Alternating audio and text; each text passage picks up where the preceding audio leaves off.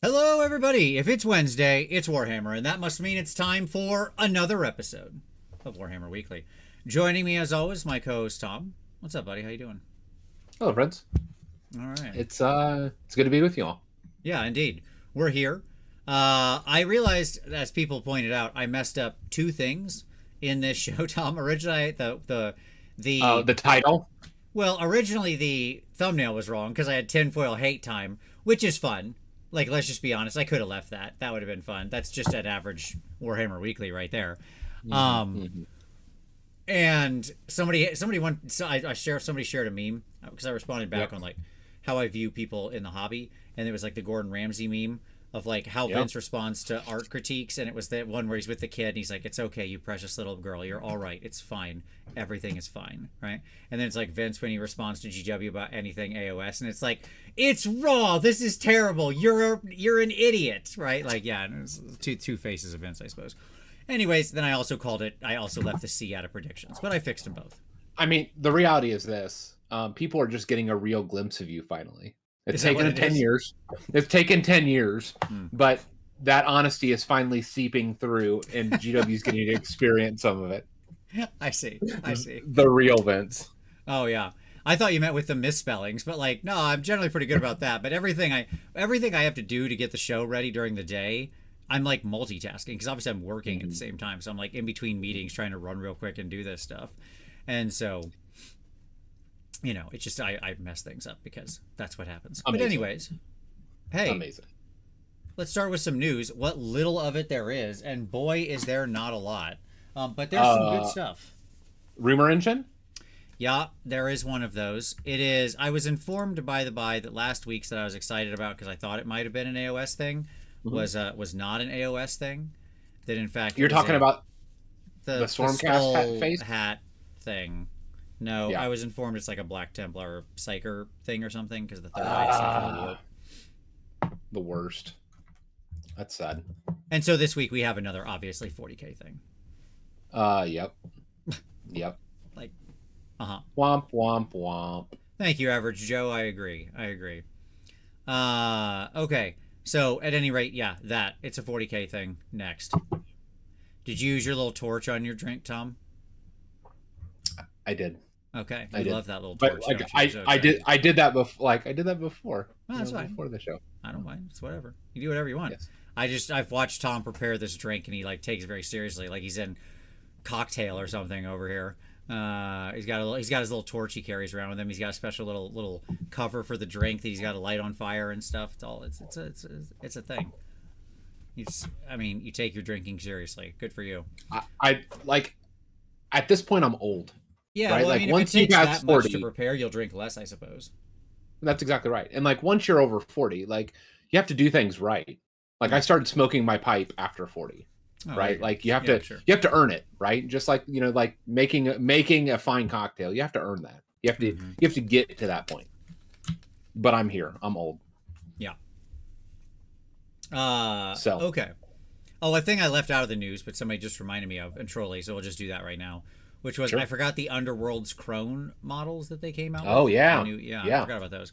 I should have grabbed a picture. I'm sorry. Thank you for asking me, Trolley. Yeah, they're pretty good. They're cool. That's it. That's all I got. Yeah. Oh, they're fine. I mean, they are cool. Yeah, I like them. Yeah, they're pretty nice. I like that section. I think expanding more of the Cthulhu section of the army is good. So sure. Underworld's models are always of questionable value in AoS anyways. So I'm just surprised we're doing Underworld's world still. Sure. Like I know that we just launched a new edition and everything, but.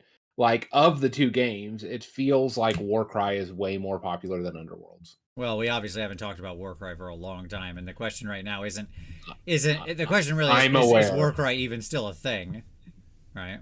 I am very aware. Yeah. So, but they're fine. They're fine. I thought they were pretty good. All right. Yep. What do you got next? What is next? The Art of Books. Vince, you want to spruik this? I do. I would love to. Thank you very much for that. So, the Art of Books. So hey everybody, there's a Kickstarter on right now. and it is for the next group of the Art of books. And why is Vince talking about it so much? I mean, we've mentioned him before in the show, but the reason I am saying this is because, boom, look at that. Your boy is number 13, which I am excited about. They what could it be but the hand of the great horned rat, just making sure that everything works out as it is. So yeah, new Art of series, the 3 books. Myself, Natalia Arach, I think I'm pronouncing that correct. She even told me how to pronounce it when I talked to her. And Tim Marsh. So very cool, very great artists, and that I deeply respect, and I'm happy to be counted amongst their ranks. And so, yeah, it's in the Kickstarter's going right now. The link is down in the description. You can go back it. You can get either just like one book or all the books like slipcases and all sorts of stuff like that. And it's super cool. It's already funded, so you know you're going to get your thing, which means I should probably finish writing the book. I guess I need to get on that. And it's a very awesome opportunity. I'm very thankful to Dave for letting me participate in this round and for letting me be number 13. And it'll talk about. I'm going to cover everything. If there's stuff you want to know about me, I guarantee you're going to learn about it in this book, because we get deep. Okay, we're going to go deep. High school nickname. That's what needs to be in there. That is. I think maybe I do actually mention it a little bit. I don't know. Do you really? It might come up. Yeah. Fascinating. I mean, I go deep. Like we get into it. Okay. So this is like an actual biography. Yeah. I don't know how else to frame this journey, right? Other than to write it as a biography. So yeah, it'll focus on army painting, YouTube and teaching, like teaching in general, but through digital or in-person mediums, and then display painting. So like all 3 of those things will be present. Hence the 3 pictures that are up here. So yeah, so do check it out. It'll deliver later this year. He has the exact dates. So Dave has been really good. This is obviously the 5th time that he's run this particular journey. At this point, he's got his process well down. So he delivers, and get some cool stuff. So there you go. Check it out. Please do support it. It would mean the world to me. And link is down in the description. So there you go. Neat. Thank you, I had to laugh. I appreciate that.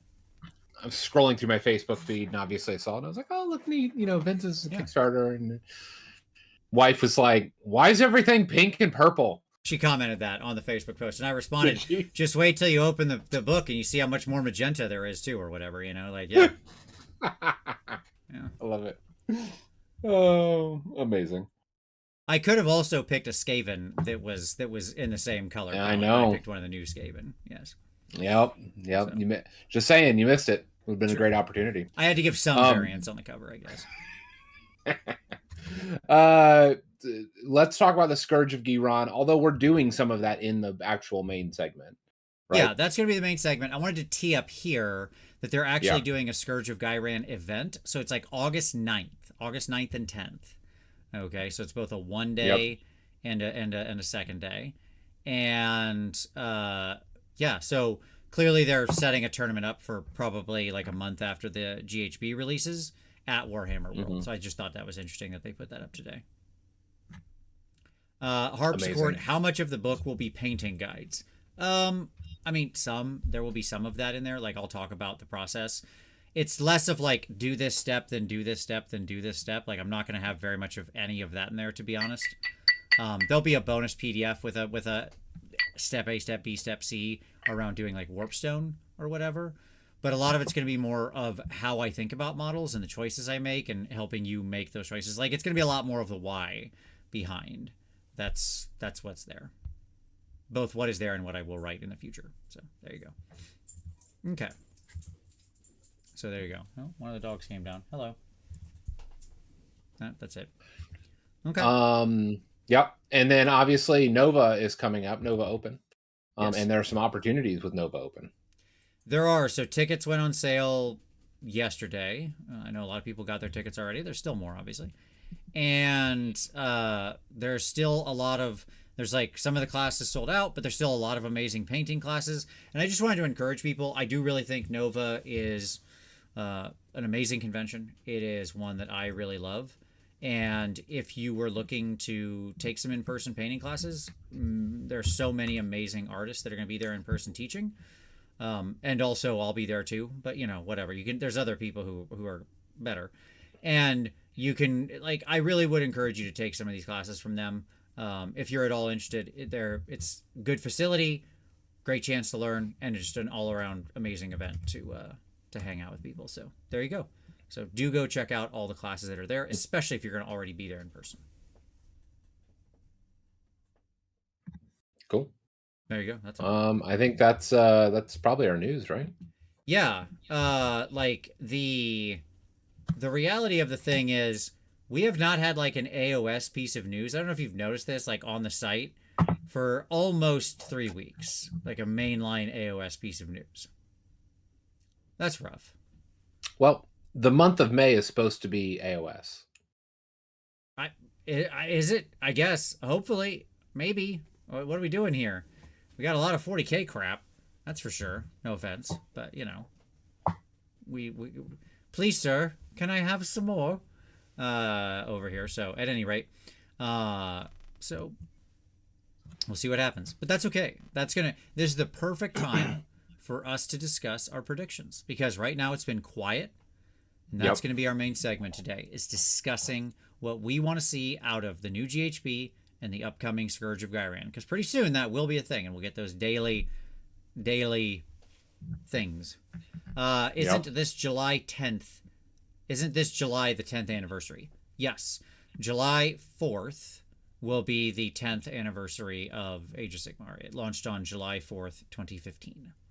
I was driving down to Tom's house for a marathon when we got our first spoiler images the week before. So there you go. I remember very clearly we were sitting at Hofbrau House when I was looking at Stormcast. So, and eating some delicious sausage. Yeah. And for clarity from last week, John had asked you who's DMing the current game you're in, and you described the campaign itself. But John, I'm doing it. Yeah. Yes, it is John. It is John running it. Sorry. Yes. Because I just said it's like high school Magic game. Yeah. What I'm saying? Yeah. Yeah. So it's clearly a new segment. Okay. Yes. So then moving on. Who's DMing now? Moving on, we have hobby time pick of the week. Yeah, you talking about the next section? Let me handle these transitions, Tom. 10 years in, I'm not sure if you've got them down yet. I don't know. We better keep the training wheels on for a hot minute. Yes, Tom. Pick of the week is up next. What would you like to share with everybody? Oh, I don't actually have anything for pick of the week. In all seriousness, I do want to spruik an event that is almost full as my pick of the week. It's on the last weekend in May, Aether Force GT in Dayton, Ohio. I mentioned it to you before. I think there may be a couple tickets left, or it may be selling out soon. So if you haven't signed up, check it out, because those tickets are going fast. Very nice. All right, well, fortunately, I have 2 picks of the week for everybody. So, pick of the week number 1, Snarlcast episode 6 is out with our good friend, Uncle Adam. He's here in the chat. Everybody say hi to Adam. Adam had a very rough weekend. It was not fun, but he came through it okay, like a hero, like a champion. Cue the Queen music, as always, for Uncle Adam, who is an absolute rock star. But Snarlcast number 6 came out on Monday, so you can find that linked below. Do go check it out. It's our newest podcast focusing on indie games and indie game design, all those sorts of things. This week we're talking about how you build up the scene for indie games. How do you get people playing them? How do you build a community? That's the kind of thing we talk through. So do go check out that episode on YouTube or anywhere fine podcasts are sold or not sold. Download it. Get it. Download it, sure. Subscribe to. Yeah, followed. I don't know. What do you do with podcasts? I just listen to them. Subscribe. Subscribe. Sure. It doesn't say subscribe anymore on Apple. It just says like follow or whatever. but I guess that's fine. Interesting. At any rate, so go check that out. That's pick number 1. Pick number 2. Okay. Pick of the week number 2 is for Trevarian, who did a very nice Golden Demon review video. And so if you missed out on Golden Demon, what I like about it is he talks about some of the winners in each category, but he also talks about some of the finalists that they shared out as well. He goes and hunts down some of the like Instagram, images people shared to find the good pictures of their stuff, which is very nice because he doesn't always trust their pictures that they take, which is smart. They don't. The person's working hard, but the reality is they use like this basically the same lighting and basically the same background for all the miniatures, and that just doesn't actually work. Like some miniatures just require different settings, and they don't have the time to like dial everything in to get it absolutely perfect. But oftentimes the person who did the mini does. So yeah, check it out, Trevarian. Nice review of all the different Golden Demon pieces. If you want to see a bunch of stuff that'll really be inspiring, including my absolute favorite piece of this year and like many past years, like the last decade, which was Andy Wardle's horse piece. Tom, did you see it? No, I didn't. It's incredible. It's like it's the captain on horse, but he's taking the captain off the horse. It's in front of him, and the captain like he has his head down like this, and the horse yes, I saw that piece. Beautiful, absolute stunner. It was a stunning piece. Like I went down and sat next to Andy, and I was like, "This is the greatest piece you've done in your whole life. Like, this is the best piece I've seen in Golden Demon in a decade." The emotion in that was just incredible. It was stunning. Yeah. So at any rate, David Canty with the super chat, as a Midwestern RPG player, is there any hope of Palladium Games actually putting out one new book a year rather than Kickstarters for revamp books? I want new riffs. David, we all want new riffs, but like I fear we're getting to the bottom of the well. Okay? If we're getting to like South America 3 and Phase World 7, we might have reached the bottom of it. Look, it is incredible that we've basically gone 30 years plus on effectively the same game, like the same edition of this weird, wild, impossible to play spaghetti rules nightmare that is also one of the greatest games ever made. It's such a wonderful Frankensteinian monster. Who knows what'll happen? Who knows? But I think it's about treasuring what we've got, David. I suspect. Don't worry. We'll there'll be some excuse to talk about riffs in the future. Okay. At any rate, thank you for the super chat. Thank you for everybody who's commenting. Don't forget to hit like and subscribe and do all those things that make dings. And super chat's there if you want to donate. We're almost done, but we're still in the new microphone phase. Although last week we had an incredible donation, absolutely amazing, that basically almost pushed us to the amount. So, but keep it up. It's awesome. So thank you, everybody. Okay. I agree, Jim Crimmins. Andy's piece is remarkable. All right. Now, some hobby time. So what have you been working on, buddy? Yeah. So I have an event this coming weekend. I have a 2-dayer here in Lexington. The actual Trash Wargaming's Bluegrass Trash Bash in the Bluegrass. I don't know. Whatever. Trash Clash in the Bluegrass. Yeah, I think that's it. The second. How do I know what this is? I'm not even going. Well, you should be. Paul Castro's coming in. John Anderson's coming in. A number of folks are coming in, so it should be a fun weekend. So I finished up my army for that, and then I made mistakes. Mistakes were made with Archon Studios, some of their product, and so I spent the better part of a couple days this week priming like 30 plus sprues, and snipping sprues, because they have this like amazing modular terrain, buildings and stuff like that, and so I have like all of these sprues, and I'm trying to paint it all. So I love terrain. I do. I love it so much. So I've been painting terrain. And snipping sprues. So that counts. Painting terrain is fine. That's certainly hobby. There's nothing wrong with that. That's a great thing. All right. Awesome. For my hobby time, I'll actually share a picture here. Baboop. There we go. That's what I've been working on. She's a little bit farther along since I took this picture. I took this picture like, I don't know, 3 days ago or something. But this is the cheerleader from Miniac. And yeah, this is my Buffy the Vampire, Slayer. I kind of talked about her last week. Still, I'm continuing to work on her. She's, like a competition piece, so she's going to take a while. Adam's with you, by the way. He says the Archon Studios modular terrain is amazing. So there you go. Yep, sweet, Adam. I agree. Adam also has a love of terrain. In his studio, he has a whole wall of just like terrain from years and years and years and years and years. It's just crazy. He has like this massive wall of terrain. So. So I have. It's so funny to me. Adam is like very anti-army. Okay, like he doesn't like the idea of like painting and putting together a whole army. It's just not his thing, which is fine. He likes skirmish forces. But Adam has more terrain than any army painter I've ever seen.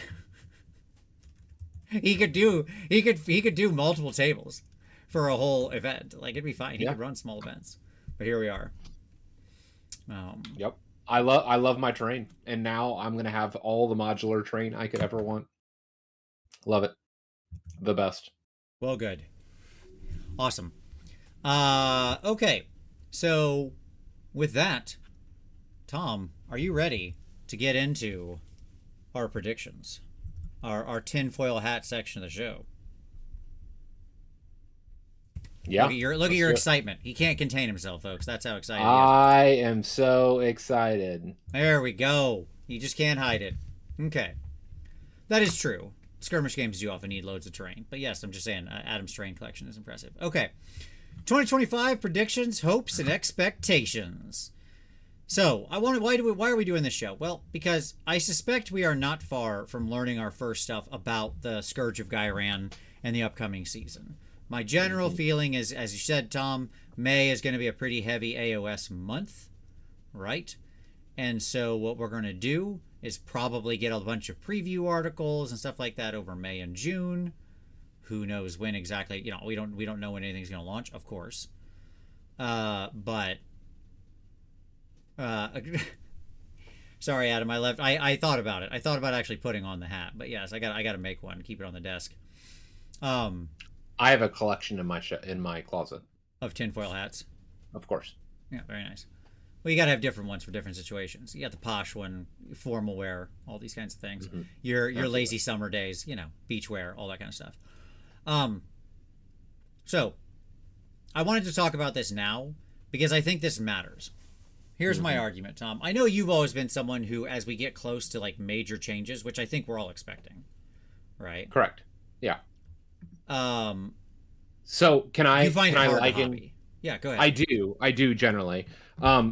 Here's what here's my expectations. Whether they will be met or not is yet to be seen. I am expecting that this GHB will be to the new edition as the first GHB was to the first edition of AoS. Sure. Where we actually got the game. Correct. Yeah. Where not what we had been playing for a year and we had kind of pieced together, but rather something that it actually defines the shape of the game for the years to come. Yeah. That's what I'm expecting. Now, whether they deliver or not is another question. No, I think that's probably right. I am expecting pretty big changes as well. Not for any other reason than in the article they told us it's going to be pretty big changes, right? I don't think we're off in crazy town here. Okay. Yeah. I do think the one distinction between what you just said and what we'll actually get, to be clear, is that the first GHB still did cover a lot more play modes, and I'm not expecting this to do that. I've said forever they need to go back to that. They need to have these other play modes. I got a doubles game in this weekend. Okay. Sure. Simple 2-on-2 game. We cut out battle tactics. It was a great doubles game. Standard, just like, kind of holy event thing. Yep. We had a ton of fun. It was great. Of course. The core loop of the game is great. Yeah. All right. I just at the beginning I was like, do you guys just not want to do these battle tactics? And everybody was like, yeah, let's just not do them. And we just played a game. And you know what? It was a lot of fun. It was a lot of back and forth. It was great. Neat. I believe that. Yeah. So, anyways, and so we've been asking for a change to a lot of these core principles for a while, and it seems like we're going to finally get there. Okay. So let's talk about let's go to this image. I have zoomed way in, Tom, on this image. Sure. Okay. Sure. In the what's coming. So let's start here. Now the reason this is part of the image that they shared out at the Adepticon preview, right? But I like cropped and blew this way up. Yeah. Okay. Yep. So let's talk about what they said in the article and what we can see clearly with our eyeballs. They purposely made this, I suspect, somewhat low res so that we couldn't see the text clearly, like a bunch of jerks. Yep. Okay. As they are. Yep. Right. But that's all right. I accept you being jerks when making us read. I tried to find something that could like render the text, but nothing would pull it out. So I don't know. Maybe somebody else was a step ahead of me. The important piece of text here that was on the page, okay, was we'll have some more details soon, but expect significant changes to battle tactics as the system shifts to a series of sequential goals that you select as part of army composition. And in fact, you can kind of see that in the back card here, which we'll talk about in a moment. Then we also have a couple of the battle plans here, right? And a couple of the manifestations here. Okay, so we can assume this will be a pretty standard GHB. I mean, the picture of it looked like a standard GHB we've gotten, right? So we're going to talk about probably 12 new battle plans, I would imagine, right? We're going to talk about probably whatever these new battle tactics are. It says battle tactic card 3. That tells me there's at least 6 battle tactics. Sure. Because those are clearly double-sided cards. Yeah. Right? They didn't print on one side. Right. And we're going to have the rules for the manifestations in here. This all feels like obvious stuff, but it's just worth stating, right? Well, and what it says also is that manifestations are likely going to change. Yeah, sure. I mean, if you look at Kronspine, he's pretty similar to what he was. He's 6 attacks, 4s and 2s, 2 rend, 3 damage, 12 health, 4 up, 6 up. Like with wild, he has the same abilities. It looks like the same thing. Correct. Right? Correct. So, how much they're going to change, who knows? Okay. Yep. But we could get major changes to them. It'll be interesting to see. Obviously, we'll probably talk about this a little bit, but if the battle tactics are like they said, you select them in army composition. If events will go with like you have a single battle tactic that you like use every game, like a certain sequence, or if events move towards making you choose a different one each game. Yeah, it'd be interesting. I mean, if they're part of list building, I assume. So let's just start with battle tactics, because that's sort of the big. This is like the biggest shakeup, and honestly, something I'm very excited about. I don't think we've been playing our cards close to our chest on this show. That we like the idea of a secondary objective, but the current implementation, as they have existed for a while, sucks. About 4 years. Yeah, exactly. I think that has been like our basic argument for 4 years, that like good idea, bad execution. All right, we're clearly getting. I can tell you, the month and almost probably the show. It was August of 2021. Yeah, that I started critiquing battle tactics. Late August, maybe the last week in August. Yeah, Gareth brings up a good point that policing players using a different tactic every round will be near impossible. Yeah, that's a good point. Like as a TO, it's tough. If it was a smaller event, my guess is you'll see some smaller events play around with something like that, right? Where you just like bring a set and you got to run a different one. Well, unless you're required to report which if you had it on the stat sheet. Like if you had it on a stat sheet, or again, this is one of the problems of doing like using technology for all reporting, right? Is that like it would have to be programmed in, but then you just make it so that fields can't duplicate. Like in the drop down, you choose which one you did one, and if it duplicates, then it's an error. Sure. Yeah. Let's talk about what's actually in front of us here. Okay. So what we can see, earlier I had this text like blown up to 1 million on my screen. I was like, it's so squidgy. But I was like, Yeah. what can I see here? So, okay. Sure. The first thing you can see is that on this one, this intercept and recover, that's very readable. I feel like I'm doing an eye chart, right? Sure. Yeah. The first thing so assumingly you pick like one of these or two of these or something like that, and that's your thing. Okay, like you're gonna pick it like as part of your list, right? So like let's just say I'm gonna do intercept and recover. I don't know how many you pick, but my guess is probably not more than two, just because like if you think about kind of time and stuff, it would become weird. Okay, this right here says at the start of the battle, your opponent pick three of their units on the battlefield to be carrying a probably the Ghyran something T. Ghyran T. I don't know, whatever. They're carrying something. So the point is that by me doing this, some of these battle tactics are going to make either you or your opponent do stuff at the start of the game. Yep. Okay. Yep. So in this case, it looks like they pick three of their units that are deployed, and like something happens, right? Yeah, and you like you can them see in some way. It says Contraband Aqua Ghyranus. It's the magical water. Oh, okay, cool. It's the money water. Oh, it's the money water from. Yeah, do you remember money water? Yeah, from, I know money water. It's the currency of the realms. Yeah, it's money water. Yeah, it's money water. Yep. Aqua Ghyranus. So. And then it looks like there's like, so you have this thing you're trying to do here. So the first one is Stolen Seed Pod. Yes. Okay. But I cannot read the rest of that. Something about the same Gyranian T word. You got to do the next one. Yeah. The next one is Contraband. So the next one says Strike, Contraband Aqua Ghyranus. Yes. The first one says Array or something stolen. Yeah, Affray. AF. I'm going to say that's Affray. At any rate, okay. And then there's a little arrow here. We can see the arrow, right? Yeah. So clearly you're meant to go like, do this, then do this, then whatever's hidden beneath here, right? So they're probably like 3 steps. Yep. Given this arrow. Yep. It's probably the 3 tokens, right? Like the 3 things. It probably has something to do with assigned. You interacting with the 3 people that got assigned at the start of the game. Yes. Correct. Like, so you have to basically pursue or kill or intercept one, then the other, then the other. That probably makes sense. Yeah. Yeah. So hence it's intercept and recover. And so it's probably something along that line. Right. Yeah. So like how many of these will like how these are like that's interesting. So what that tells us is okay, so you're gonna pick 1 or 2 of these things, put them on your list.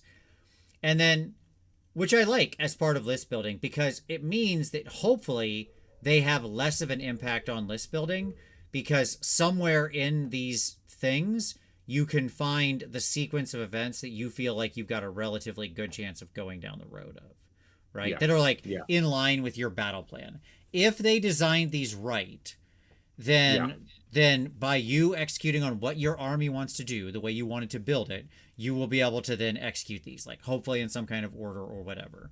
Like, I don't know how, it's going to be a question of like how weird they get with the order of these things. Like how much is it trying to make you do weird stuff versus how much does it make you trying to just be like, kill a hero, kill a monster, you know, wipe out their most expensive unit or something. I don't know. Yep. Okay.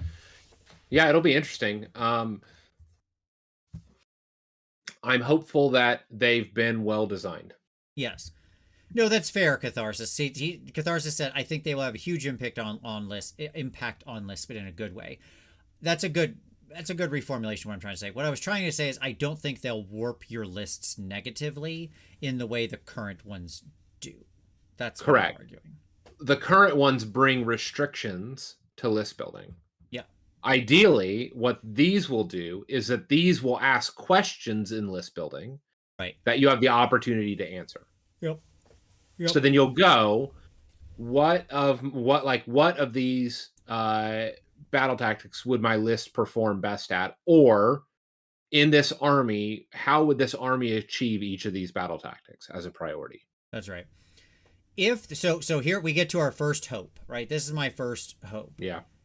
Is that what I want out of these is for amongst the 6 of them or 8 of them or however many there are. We know there's at least 6, but it could be more. It could be 8, right? Of these. They've liked doing 8 in the past. Maybe they'll keep it up with 8, even though you kind of pick them differently. Who knows? They might just like that number. Shout out to Cygnus, who said, Money Water, the flirtatious foil to Ghyran's most renowned secret agent, James Pond. This is the puns, folks. This is good stuff. Okay.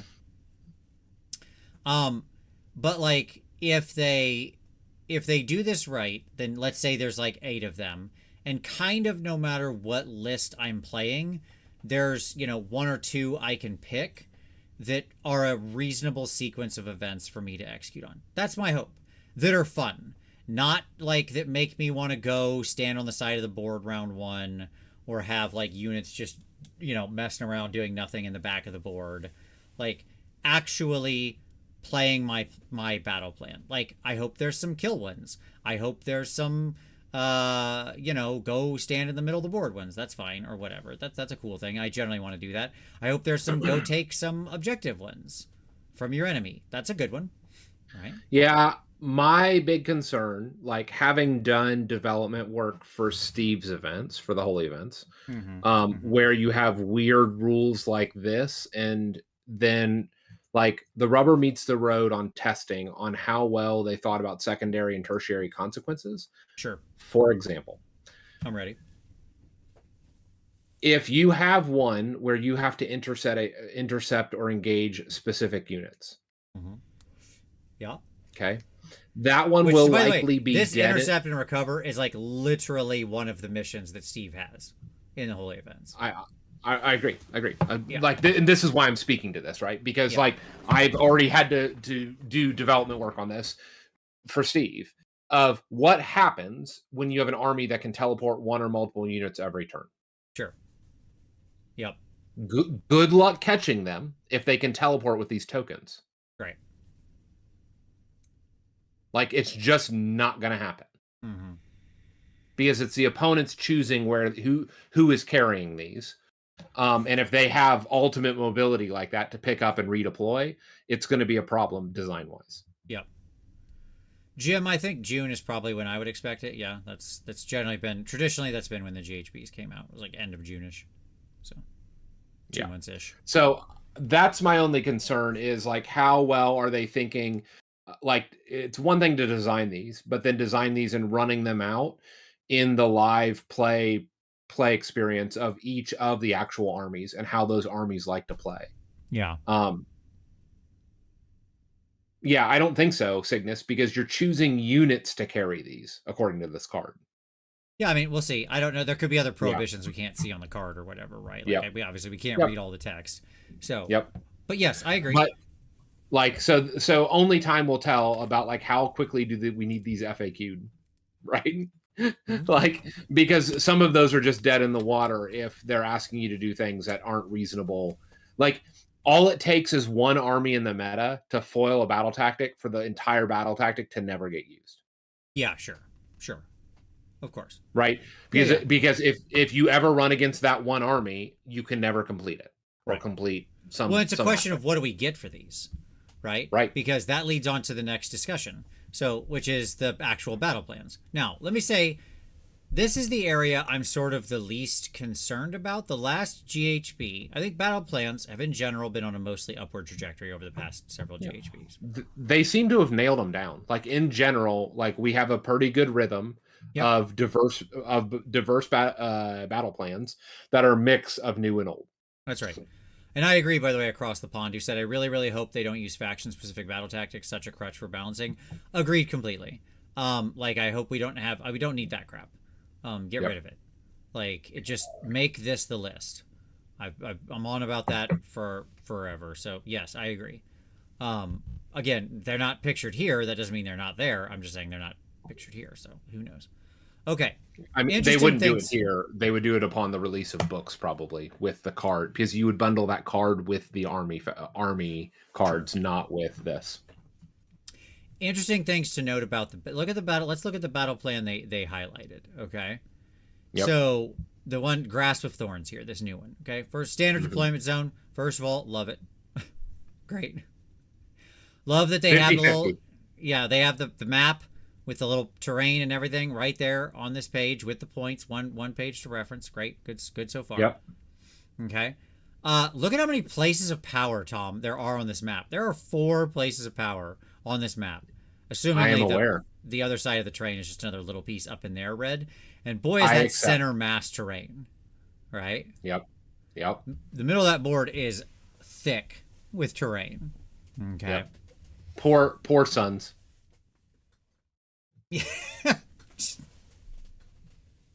Gotta walk around a lot of stuff. Yep. Yep. What books have been released so far? Gray's Plastic. Stormcast, Skaven, Gits.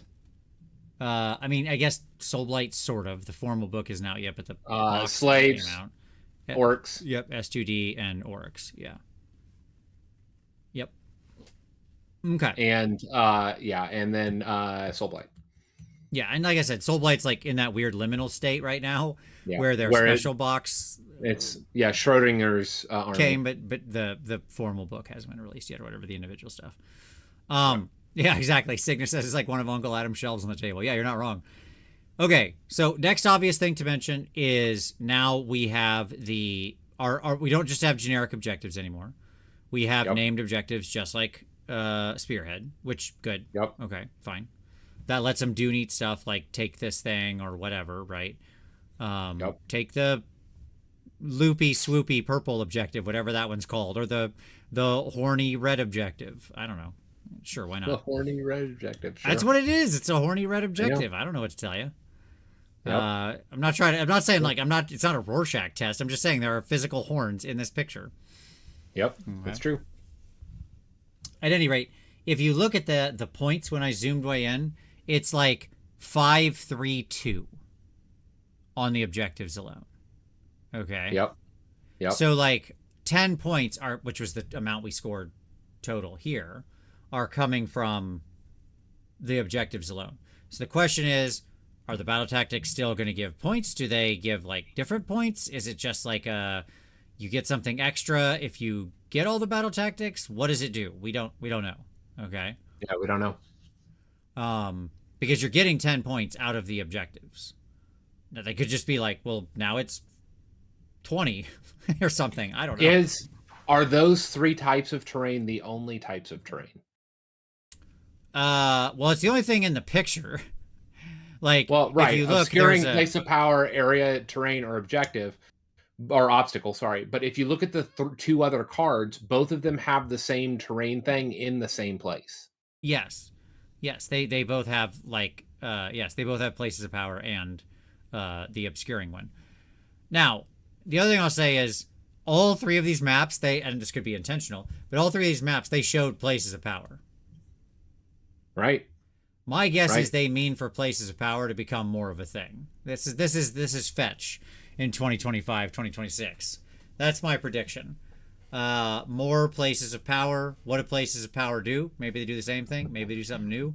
Yeah, and I mean, I think that what it seems like is they're streamlining the terrain. There are 3 different types of terrain: obscuring, obstacles, places of power. Sure. These are the rules for those 3 things. Everything falls into one of these 3 categories. Yeah, that's fine. I could see that. And that lets them do this all on one page, right, on the front of one thing. Every single time. Yep. Yes. The other thing to note here is that we're getting into new territory, where you notice that if you're the underdog, you can use this, whatever the name of this thing is, carnivorous flora. That's what it's called. Yep. You can use this ability. So once per battle round, start of the battle round, and it looks like I see the word entangled and grasping, and my guess is it like stops a unit up or prevents a unit from moving or something. That's like that. The twist. Which is the twist, which would make sense given the name of the battle plan being Grasp of Thorns or whatever. Yep. So, like, okay. Pick an objective to be grasping. Sure. That's the declare. Is that what it is? Pick an objective to be grasping. There you go. Effect, roll a dice for each unit. Something that contests that objective on a 3+. Welcome to the Vince and Tom try to read very tiny fuzzy text hour. I've clearly done eyesight tests very often. Yeah, sure. And they're entangled, and then it goes through what is the effect of entangled, which I can't tell. Right. Because those are a bunch of words that I don't recognize. So a couple things we should infer from this. One, yes, does seem like we've tightened up the terrain. Two, I really do think one of my predictions, we're going to see a lot more places of power. What exactly that means, who knows? But I'm down for it. I want terrain to actually be impactful. So they could like change other rules here too. We might have like different rules around cover, different rules around obscuring. I don't know, but I hope we mix it up a little bit. Let's actually make terrain impactful, right? I can't say make terrain impactful again because that would never happen. It's never happened once, so I don't know when we'll be going back to. It's an imaginary time. Not in any of GW's core rules. Yeah, exactly. So, but overall, what I will say is this: we know that we're staying at a year long seasons cycle as well. Yeah, 2025, 2026 is the cover. Yeah. Yep. You can see it on the cover. Yep. All right. So, what else do you hope out of this? Like, I am pretty confident we'll get at least 10 good battle plans. I'm going to put that number down right now. As 10 of these 12 will be playable. Okay. I think that's the number we'll land at. But what are you hoping for, or predicting, or what else on this stuff? Yeah, I mean, I think that we'll probably have 10 of 12, and then the other two will be weird deployment, like across or something that's just unusable. I'm hopeful that there will be interesting and compelling scenarios that aren't too rules cumbersome.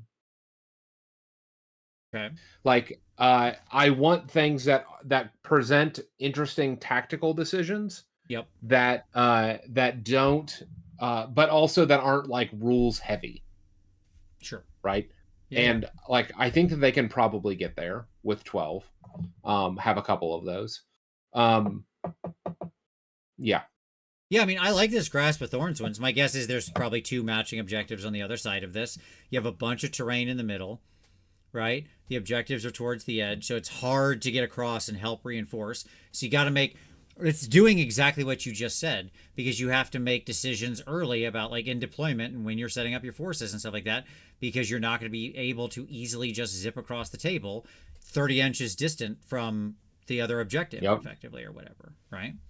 So that's an example of what you just said, right? Like how they can do that with very simple design that can be impactful. So, okay, cool. Yeah. My number one hope would be, I'm a little worried about whatever this like battle tactic affray. I don't know if that's what they all are called, or maybe that's just that one specific, but whatever. 1, 2, 3. Okay. Like the sequencing. Yeah. I'm a little worried about it because when you put things in a hard sequence like that, I hope it's not something that you just like fall off. You understand what I mean? Where it's like, oh, because I messed up the first one, I'm just screwed for the rest of the battle or something like that. I have no chance to recover. That would be very unfortunate if that was in the design. I think that's one of the traps you can get into when you start doing hard sequences like that. So like, I think about this intercept one, like the one way you get it by, like let's say that you have 3 tokens that you've handed out, right? Sure. Like the first one is you intercept one of them. Okay, sure. Right. So that you, even if there is a unit that teleports around, right, that you can still get in on the other 2. Yep. And so there is some design that should be able to mitigate those concerns. Yeah, like that would be a good example of one that's like nice and wide open and how I'd want them to be designed, right? To where it's like just get one of them or something if that's how it works, right? Like that's great. Yeah. Okay, cool. And then you keep doing it. Yes, cascading failures. Exactly. Don't allow for the cascading failures. The first one should be easy. The second moderate, and the third very hard. Yeah. No, that's good. I like that. I hope that was the general design principle that they followed, right?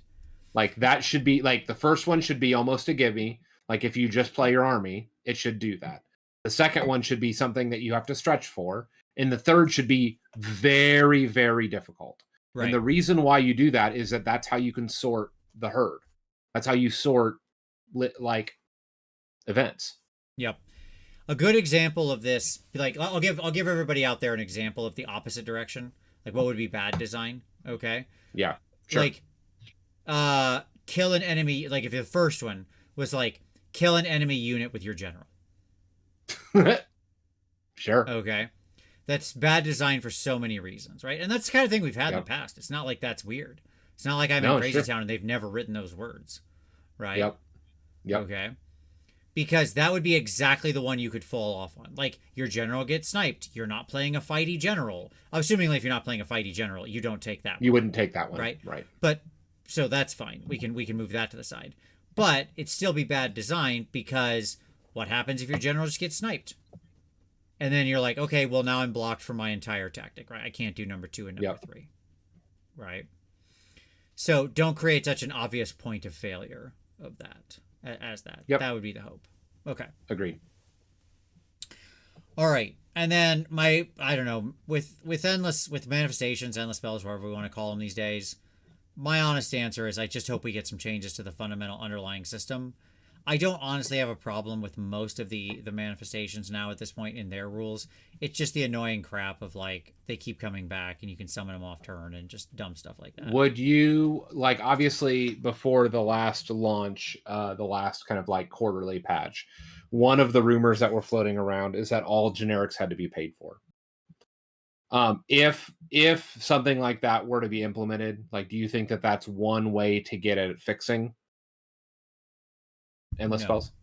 No. I think the simplest way to fix endless spells is to just make it so yeah, no, that would be different, spells. Gareth. There you go. Hold on. Gareth just, I want it real quick, said, Gareth said, all I'm hearing is Vince advocating for a tactic of either kill an enemy unit with your general or have your general killed. No, that would be a good example of like how to design that the right way, right? Because then, yeah, great. Like you get to in trying to complete the tactic, if your general gets killed, you still get the points for failing advance forward. Effectively, yes. You advance forward. Yep. So, at any rate, the what were we just saying before I went off on that list? Or we were talking about the idea of, I don't know. The manifestations. Yeah. No, I don't. Here's my simple solve. You can just summon them once. All? Yeah. Sure. Okay. Or maybe like the challenge it, or you throw unlimited on some. Yes. Okay. There you go. Good. Each lore has one unlimited one that you can resummon. I like that. There you go. Fine. Done. And like I know that would leave some of the mega casters without things to do potentially. Okay, because like some of the mega casters. That's the big challenge or the big concern is that they are now part of the spell lore. But my argument with the mega casters is one, it's not worth changing or ruining the whole design of your game over 4 mega casters who cast too many dumb spells. Okay, that's number one. Like it should never be a concern. Like I don't care if you have nothing to do with Nagash. Like fix that. Fix Nagash. Don't train wreck the rest of the game because you're worried about Nagash. Fix Nagash. Give him 3 of his own unique spells or something. Like it can be fixed another way. We're sitting here with our hands tied like it's like we have to pretend this is a real problem. Okay, that's nonsense. Yeah. Okay. Yeah. But number 2, or B if you prefer, we're going to get the Scourge of Ghyran, which we're going to talk about in a moment. Yeah. And you could just add for the mega casters, the people who have a bunch of spells, in their Scourge of Ghyran faction pack, give them more magic. Sure. Make one of the things that they get more spells. Then there you go. Done. See how easy that was? Okay. So like it doesn't have to be like there's multiple ways around. I like the idea of like some of the annoying ones just being one and done. And and some of them being unlimited. Like, if you take Kronspine and that's the only thing you take, sure, he's probably unlimited. You can just resummon his dumb self. He's basically worthless anyways. Right? But if you take Morbid, you don't have, like, unlimited Purple Sun or something. Sure. Right. Sure. Okay. So, at any rate, Andrew Miller says, jumping in late, but not sure if it's been discussed, but what if instead of tied to points, the tactics could grant boons to aid you in the battle if you accomplish it, like another command point or a reroll? Andrew, I would love that. Okay. I would love that if it gave like some set bonus, like where if you answering Dougie Fresh, yeah. True statement. They like I would love it if it was like if you complete 1, this is the bonus you get. If you complete 2, this is the bonus you get. And it was just like a static thing, right? And like then they could clearly stack. So like because let's say you have to choose 2 of these things or something. So if I complete 1 and 1, okay, I get that bonus twice or whatever. Yeah, like that'd be awesome. I'd be totally down for that, man. That'd be great. That would be great. And very fun and very flavorful, especially if it felt like they were aligned with your battle plan. Yeah, I mean, what I will say, just to kind of piggyback onto that, and this is more of a broader observation about this, is that I love how these battle tactics seem to be injecting narrative into the actual army composition. Yep. Like your army is doing something and it has a purpose. It has a reason why it's been deployed with the units that it does. Maybe you're intercepting and recovering certain items. And so you've been deployed from the main Daughters of Cain force. Right. Recover these things. I like that. I agree. So, I mean, maybe there'll still be points. They could be both, by the way. It could be like some bonus or points thing or differential for scoring and some kind of other bonus. So, could be both. And yeah, I agree. Gareth said if they aren't tied to points in some way, you lose fidelity on scoring. You need to come up with something else other than stand on circles. But yeah. I mean, you need some secondary scoring objective, right? Yeah. So whether that be battle tactics or whether that be something else, you need that. You need that to help sort the pack because standing on circles won't do it. Right. Agreed. But again, they could you could determine the basic winner and loser of the game by the points on the by standing on the circles alone. It's about end game differentiation that matters. Correct. Right? Correct. So the battle tactics could be like your overall end of game score, not your in game score. Like that's while also giving you bonuses during the game. I would love that. Like I've written that into games where completing literally I've written that into games where in some of the games Adam and I have made where completing sort of secondary things doesn't give you any immediate points. It gives you some in-game bonus, but at the end of the game you gain more experience or you gain more bennies based on those number of things completed, right? Yep. More cash to spend, more whatever. Yeah. You can do both, right? Yep. So if they hopefully they're thinking 3-dimensionally, as it were. Marty, you're not thinking 4-dimensionally.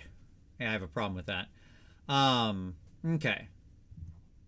I don't know, man. I don't think you'd have a lot of games where both players just stand on their own circles. I really don't. Especially if the tactics are making you want to move in some way. I think people show up to play a Warhammer game to play a Warhammer game. That's what I think. This is... I think people show up for a purpose. If you drive or fly to an event. You'd have to have really perverse incentives, is my point. I can think of 2 games in my career that ended up largely being standing on circles staring at each other. And both of them were relatively high-end games. Sure. Both of them being if I name the players that I was playing, you'd be like, oh, I recognize that name, right? Sure. Because at the higher end, sometimes that is the right incentive. Gareth is right there. Again, that has to do with how you design the tactics and what the bonuses are during the game and what you get afterward and so on and so forth. Again, if they were designed to be like a post-game thing that could get you points, right? And your opponent had some they could do in some way, right? Then great. Also, there's certainly some maps where you don't just stand on circles in your home territory. Some of these maps are clearly going to have circles in the middle, right? Yeah. So there you go. I mean, I think people for the most part want to play Warhammer, and that means fighting other models. Yeah. So we're arguing around the edges here and just making sure we don't literally make the bad. First of all, my least concern is the top tier of event players. the literal 0.001% of people who would show up and act like that, okay, is probably my smallest concern. Although that stuff will tend to actually trickle down. Bad behavior trickles down from the elite players down. So you'd want to make sure your perverse incentives weren't encouraging that, but I think you could get there. Anyways, we'll see. Who knows? Okay. Okay. All right. Now next. So I think that's everything GHB. Anything else we want to say on GHB before we go to the next thing? No. Okay. I'm excited for it. I agree. I am as well. High expectations. We'll see if they meet them. We'll see what they can come up with. Okay.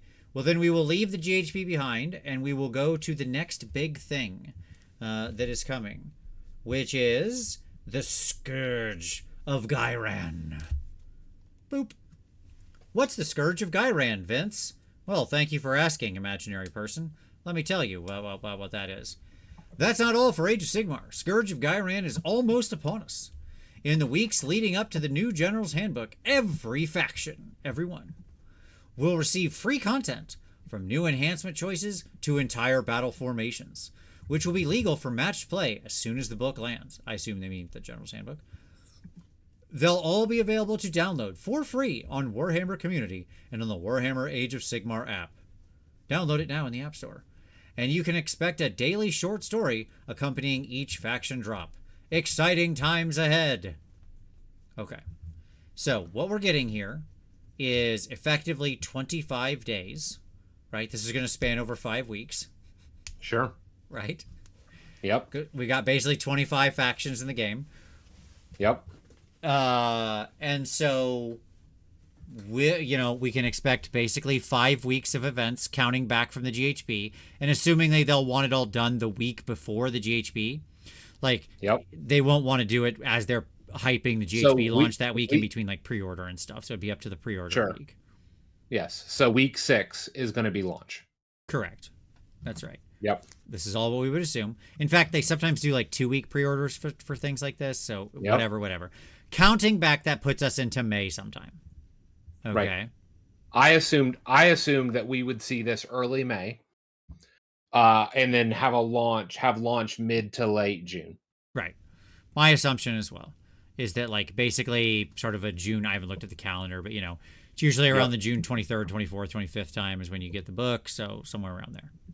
So count back a week and then 5 weeks, and so 6 weeks total back from there. Put you pretty safely into the early May period. There you go.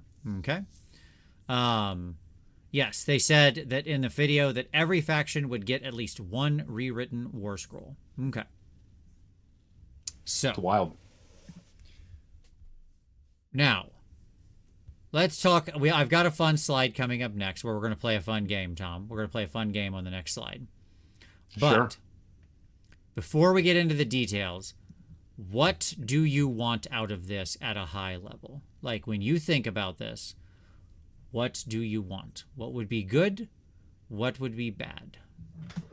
For the books that are already out. Yes. It needs to fix them. Okay. Okay, so like I think the content needs to be heavier for those books. Mm-hmm. And lighter for the new projects, because my assumption is what we're actually seeing with this Scourge of Ghyran is only content that was already going to be in the new book codexes when they launch. So basically, what I like, anything that's old, it should be patching, or anything that's modifying old, like the 6 printed books or whatever, should be patching that to providing relief for those armies. Anything that we're getting for our stuff that hasn't been released yet, I would anticipate we'll actually see that in the books themselves. Okay. Maybe not. But if I were writing content for them, right? Like what I would do is I would just borrow from the future for this stuff, because it doesn't hurt, and it'll actually, like, it'll tip us off to see if something is unbalanced early on, because it gets introduced here and then it can get removed or patched for the book. Yeah, I don't know. I'm not sure they'd actually do that because I think I'm a little bit separate jaded. content. Maybe I'm a little bit jaded. Like that's what like if I was rolling this out from a workflow standpoint, that's how I would do it. Is I would borrow from the future and I would fix the past. Yeah, I wouldn't. I hope they don't. That's my statement. Well, Gareth and said again, maybe Go ahead. I say maybe it's jaded, right? Sure. But it is 25 days of content. Sure. Gareth, that's how I got to 25. Am I counting BOC and Bone Splitters? No. I guess technically I was separating orcs and I was separating the two orc war clans. Iron Jaws. But I did forget about the BOC thing. I wasn't counting Bone Splitters. That's how I got to 25. But you're right. I guess it'd be 24 with Beasts officially retired. So, and the orcs separated. Okay. So here's what I want at a high level, Tom. You ready? Here's what I want. I want them to be like somebody who is frighteningly underweight and told by their doctor to go to CC's Pizza and go ham. Okay?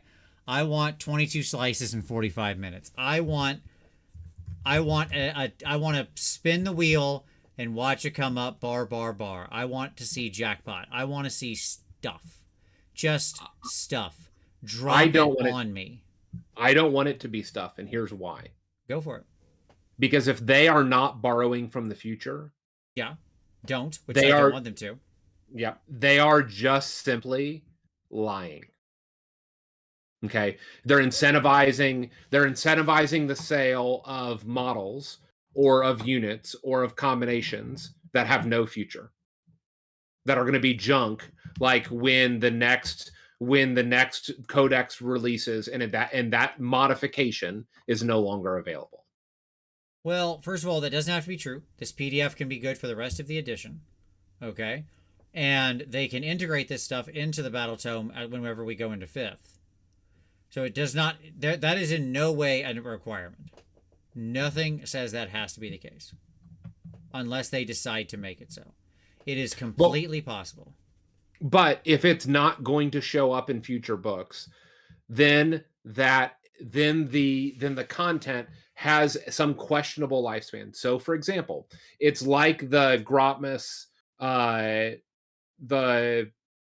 whatever they're called, the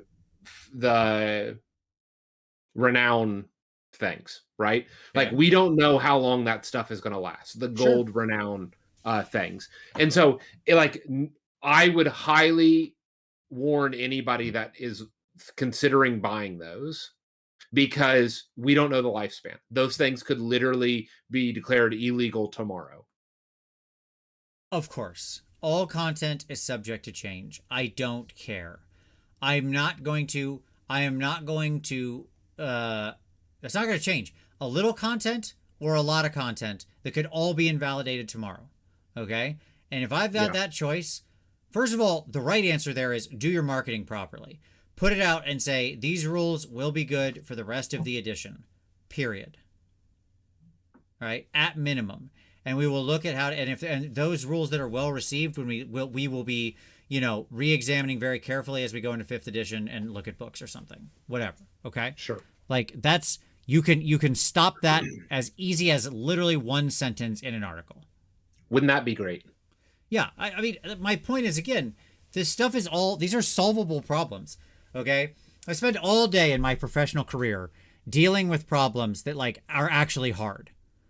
All right. Do we spend these millions of dollars or not? Can we build this technical solution or not? Can we make this client, it's one of the biggest companies in the world, happy without, spending too much money to do so? Okay. These are the choices I have to make every day. Right? This isn't actually hard. This is really easy crap. Disclaimer on website. Go. Yeah. This is just table stakes. Don't be an idiot when you're putting together your marketing stuff. Yeah. Okay. I agree. So I'm not gonna worry about that. What I want them to do is drop a deluge of content. Okay. Yes, I agree. For all the books that are out, let's go hard into the paint. I want to see more enhancements. I want to see redone battle formations. I want to see, so like new heroic traits, new artifacts, new formations. I want to see a couple new armies of renown. I want to see like 1 to 2 in every one of these things. Sure. Okay. I want to see the war scrolls that are bad, that are like unfixable by points. Yeah. We've talked about the war scrolls that are just like get sucked into the downward suck cycle, right? Yep. Okay. Then like fix them. Now's the chance. Put them out. Fix the scroll. Take a bunch of these Garbo monsters that there's literally no points cost they're valuable at, and put out a new scroll. Rewrite it. Yeah, rewrite it. Completely agreed. 100%. I would love that. Right. And just like, oh, new spells. As I said, for the like magic heavy armies. So if you're a Tzeentch or a Lumineth or who else is super magic heavy? Seraphon, Lizardmen, right? Yeah, let's get some more. Let's beef up them spells. Okay. Yep. Let's give the magic people magic. Magic is dumb anyway, so I don't care. Who cares? Throw more magic at them, right? Okay. Gareth says, I want to be here when Vince reads that 90% of it is a single new battle formation that does D3 mortal wounds during a pilot and move at the end of the turn. Yes. Yes, let's watch Vince lose his mind live on stream. Yeah. Okay. It would be amazing. Yeah. But like, come on, guys. You have to know, and this is digital content. So this didn't need to be finished. Like the exciting thing about this, Tom, is one of the challenges with making these books is they're always living in the past, right? Like they have to fix a lot of this stuff up. Even the GHB was probably mostly done a long time ago. They probably didn't get much info from the current edition before they had to like finish out that book, right? Yep. But Magic in AoS is dumb, Jim Grimmins. Magic in my games rules because I make Magic actually feel like Magic. Not like those 5th edition D&Ds. Not like 5th edition D&D where Magic is dumb as well. There's lots of places in the world where Magic is dumb, actually. Weird how that works. Magic, the card game, good. Magic is good. But Magic in D&D and AoS, dumb. Weird. Okay. At any rate. So, but this is digital content, Tom. They could have locked this like a month ago. Yeah. Right? Because they just have to go through translation and stuff like that. Like that, it has to go through the editing, layout, and translation steps, and that probably takes. Right. They could still be writing it. I'd say they could still be, They could be making minor tweaks to very small things that don't have to go through translation, read numbers, but keep in mind that there's still like a probably 10-week cycle on even digital content, right? Because it has to go through layout, editing, and translation, and that's a pretty long process. But at any rate, that's still way shorter. That is way shorter than the actual book content. So my point is they can have full knowledge basically of what sucks and what is good, and make this stuff respond accordingly, right? Yeah. I mean, one would think so. Yes. So like I want the deluge. Like I am the Ent at the end of the movie that's like, release the river, and he's just like, they're just smashing it down and breaking the dam so that everything just clears out the whole valley. You will never see me laugh harder if the first time I open up the article and it's like 3 new items that no one will ever take. Sure, yeah. The first article is like Stormcast, and it's like, here's 1 new artifact, 1 new heroic trait, and we rewrote like Liberators.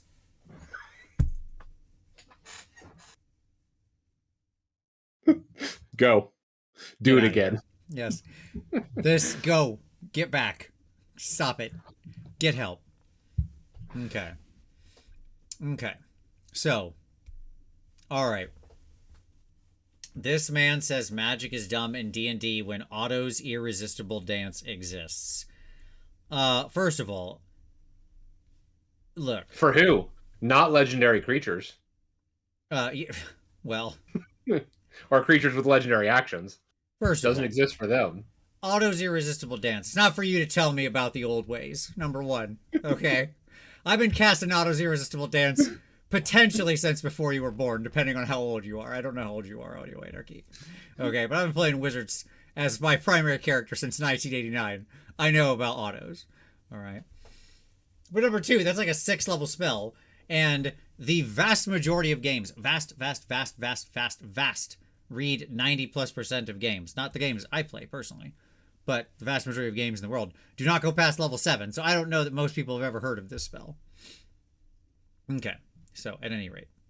And also creatures that can't be charmed are immune to the effect, and like half of all good high-level monsters are immune to charm. So whatever.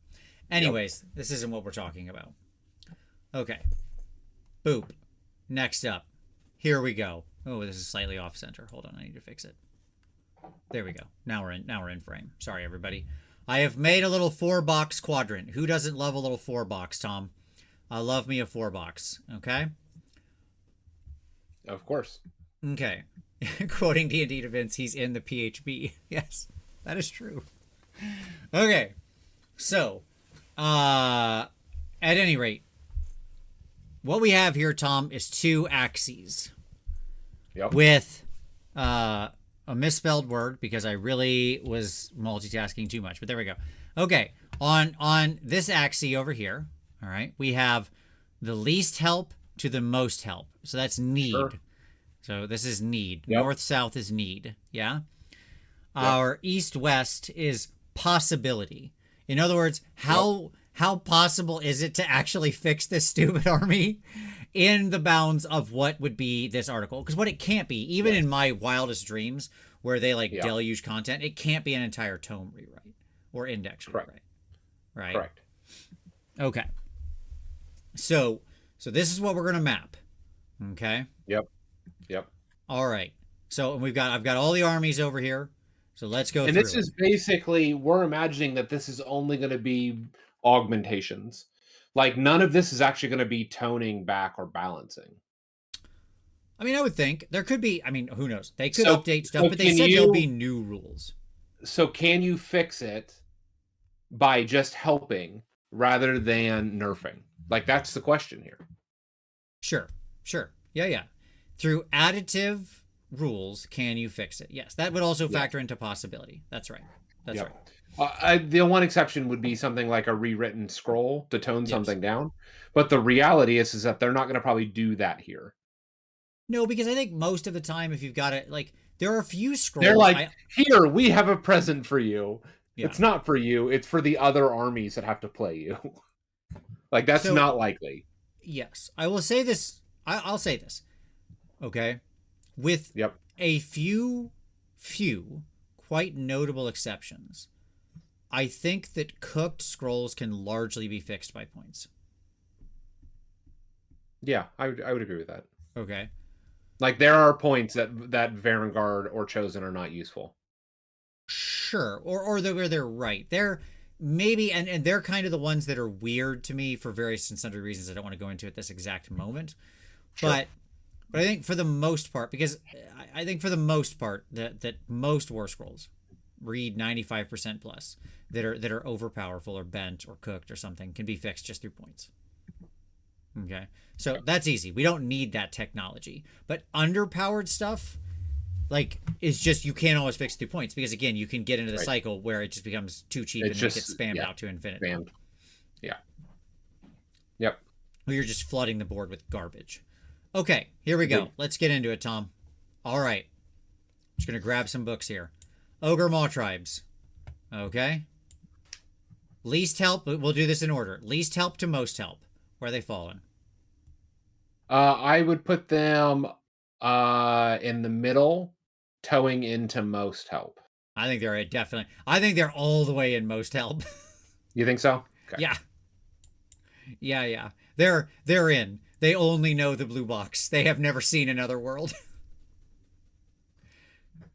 Okay. But again, I guess their strength is largely anytime they've ever done well in the meta, it's either by running like piles of overtly cheap monster cars or piles of overtly cheap gluttons. I agree with that. the challenge that I would have is that what additive benefit, like how I mean, I guess they need it. It's the question of how possible is it to achieve with a That's release right. That's like the second axis. Remember, first we're only evaluating on how much do they need it, right? Then we'll move them this direction. Okay. Yeah. So how possible is it? I think we can agree they need a lot of help. Yeah. Well, here's as Mergonk says, like, to what degree is Kragnos a crutch, and how much does he fix the destruction factions? Oh God, we've talked about. I spent a lot of time talking about this stupid centaur, and like I hate him as a crutch. I don't want to factor it in.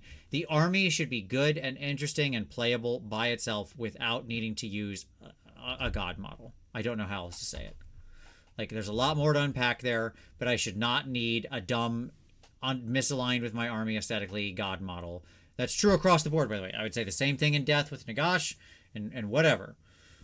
I should never need the god model to make the army playable. So that's what I think. Okay. Yeah. Then what I would do is I would, if we're going to do that with ogres in most help, I would split them with most possible to least possible, because they need a lot of work. I don't know one war scroll is not going to be the silver bullet for them. Yeah. Or I even agree. One command trait. Like I don't know how possible it is for this to actually fix them. Yep. I agree. I think that like they need a lot of help, but it's going to be tough because they need so much help, right? Correct. We just have some fundamental war scroll rewrites we need here. That's just true. Okay. Yep. I have a mishmash of different aged books here because I didn't care. I just went and grabbed all the images that I had in my file. So some of these are the old books, but it doesn't matter. It's still the same thing. Please don't get on me, everybody. We're talking about like, that's the like second edition book. I don't care. I just grabbed images. It says the name. All right. That's what matters. All right. Flesh Eater Courts. Where are they at? Least help to most help. What do you think? I don't know, man. They've been doing really well. They have been doing pretty well. Some of that we got wheeled back recently, obviously. Sure. Mm-hmm. They have been kind of one notey. That's a problem. I don't know what is going to be the universal, what silver bullet for them would actually deliver a different game style play. Yeah, here's what I'll say. That's not spammy. No, it's fine. I think if for my money, let me sell you on a possibility. Okay. Okay.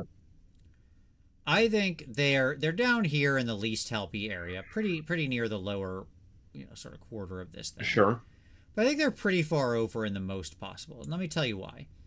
Because I do think with like what we saw over the course of this edition with Flesh Eater Courts was that some relatively small changes, like literally they shot up 10 points in the brackets. Sure.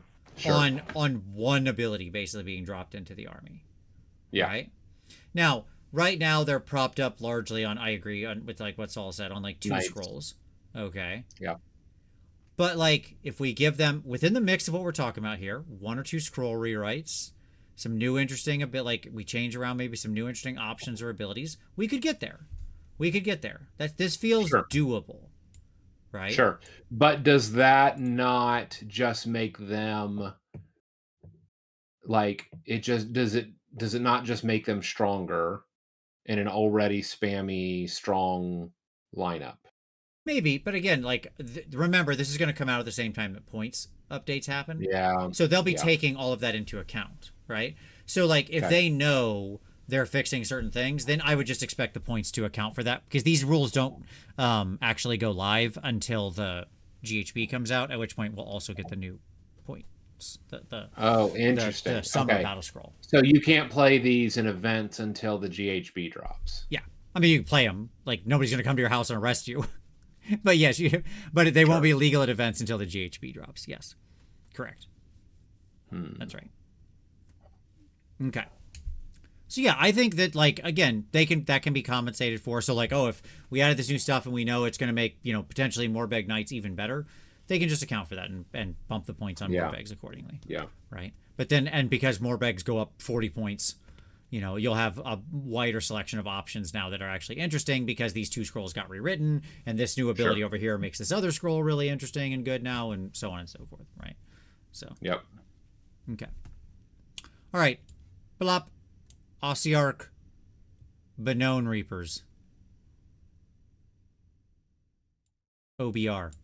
Least help to most help. Where are they at?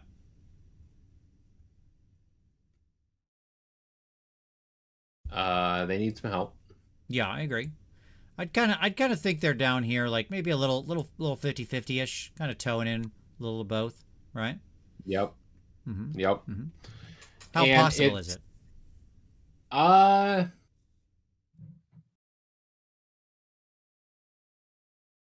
think with some rules changes. Mm-hmm. I mean, they are a little bit spammy. I'm trying to think about their faction abilities and how that would change.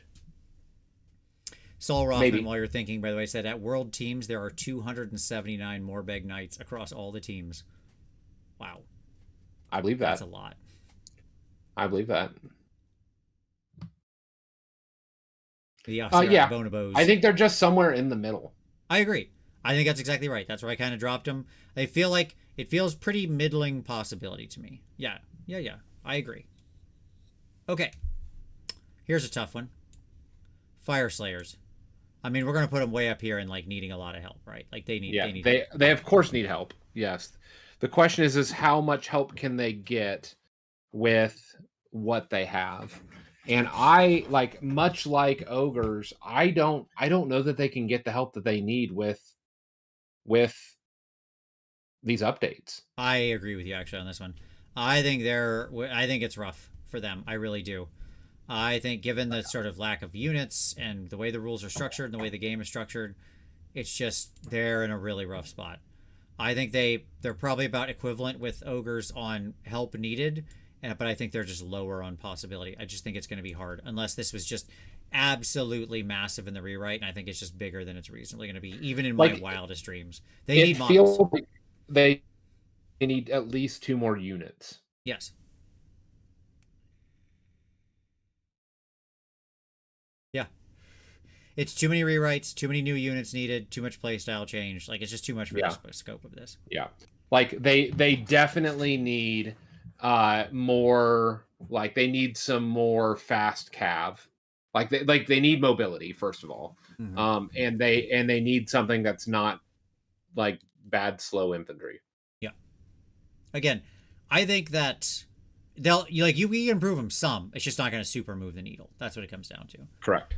Being hard doesn't mean they can do nothing. It just means that it's going to be hard to really move the needle as much as we need, right? Yeah. Okay. Stormcast Eternals. Pretty far down on the help needed. Yeah, I mean they're doing pretty good. Pretty good. My teammate this weekend was Stormcast. It was fun. They were good. I'll bet it was. I'll bet you enjoyed that. Were they running 6 long strikes? No. Or 12? No, we played no. We played it was a teams game, so we played 1,000 points each. Okay. And I made all the lists. So I made all the lists to be relatively in parity with each other. And I basically used very few reinforced units, which was nice.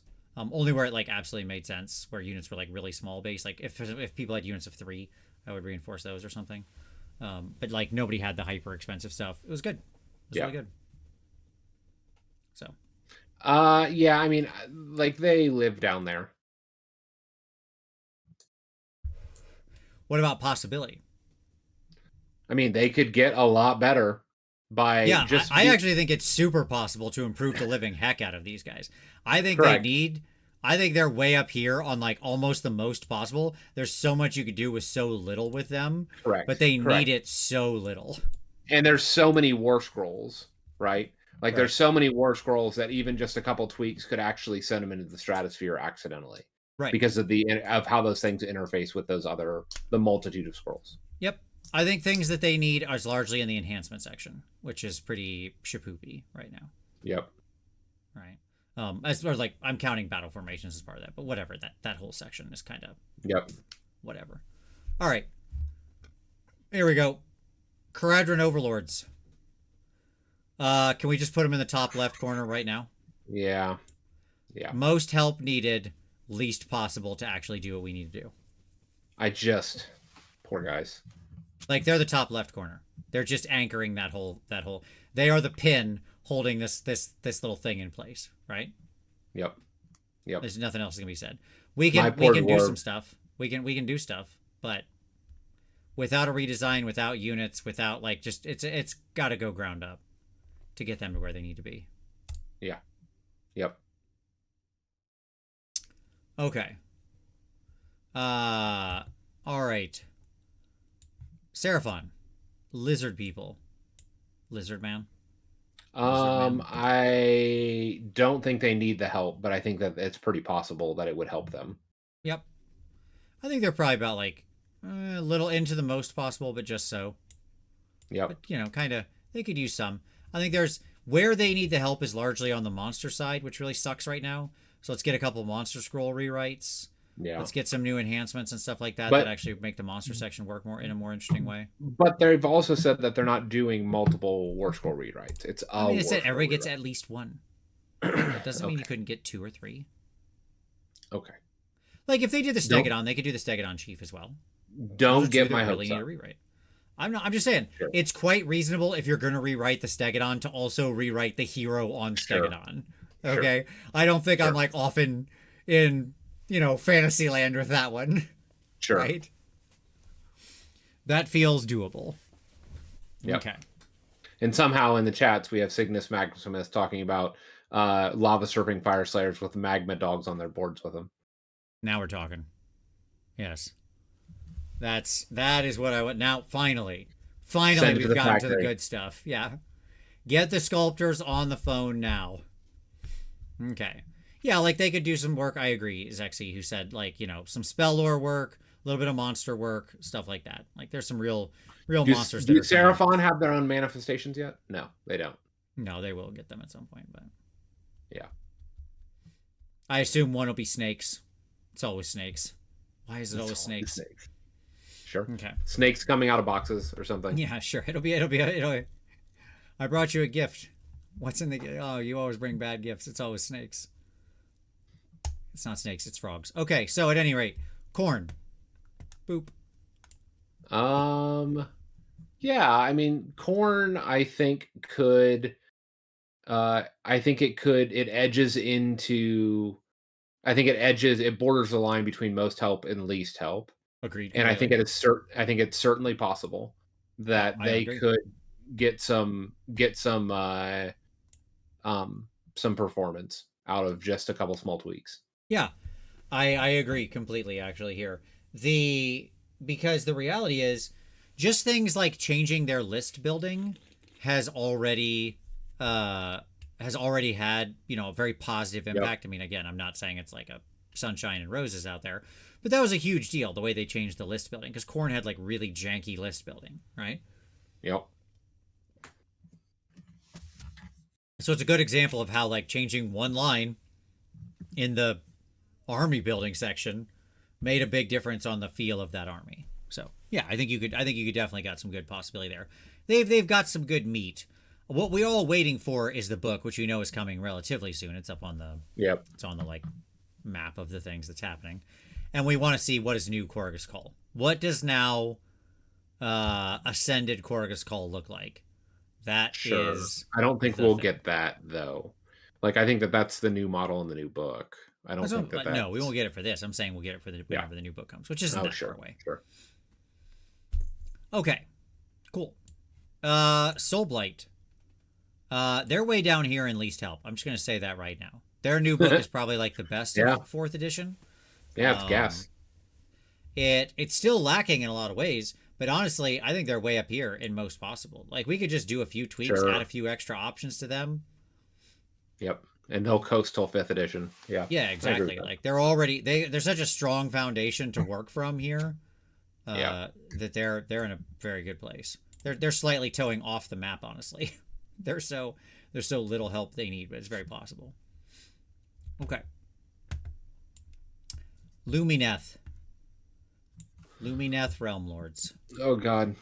They need so much help. Yeah, agree. I've been building Lumineth, right? It's like, so like this is an army that I've been working and workshopping, and it hurts. It hurts so badly. Sure. I think that I'm gonna say that they need help for sure. And actually, I'm gonna have them bordering the line between least possible and most possible. I think they're gonna be they're in orange. Because man, if you give me like a fire new Warden War Scroll. Okay. Like, I know that sounds silly. No, it doesn't. But like if they made Wardens great again, like there might be like, I think that it could change because a lot of their key heroes are good, period. Mm-hmm. Right. And if points move around with their knights, like knights are really good, obviously.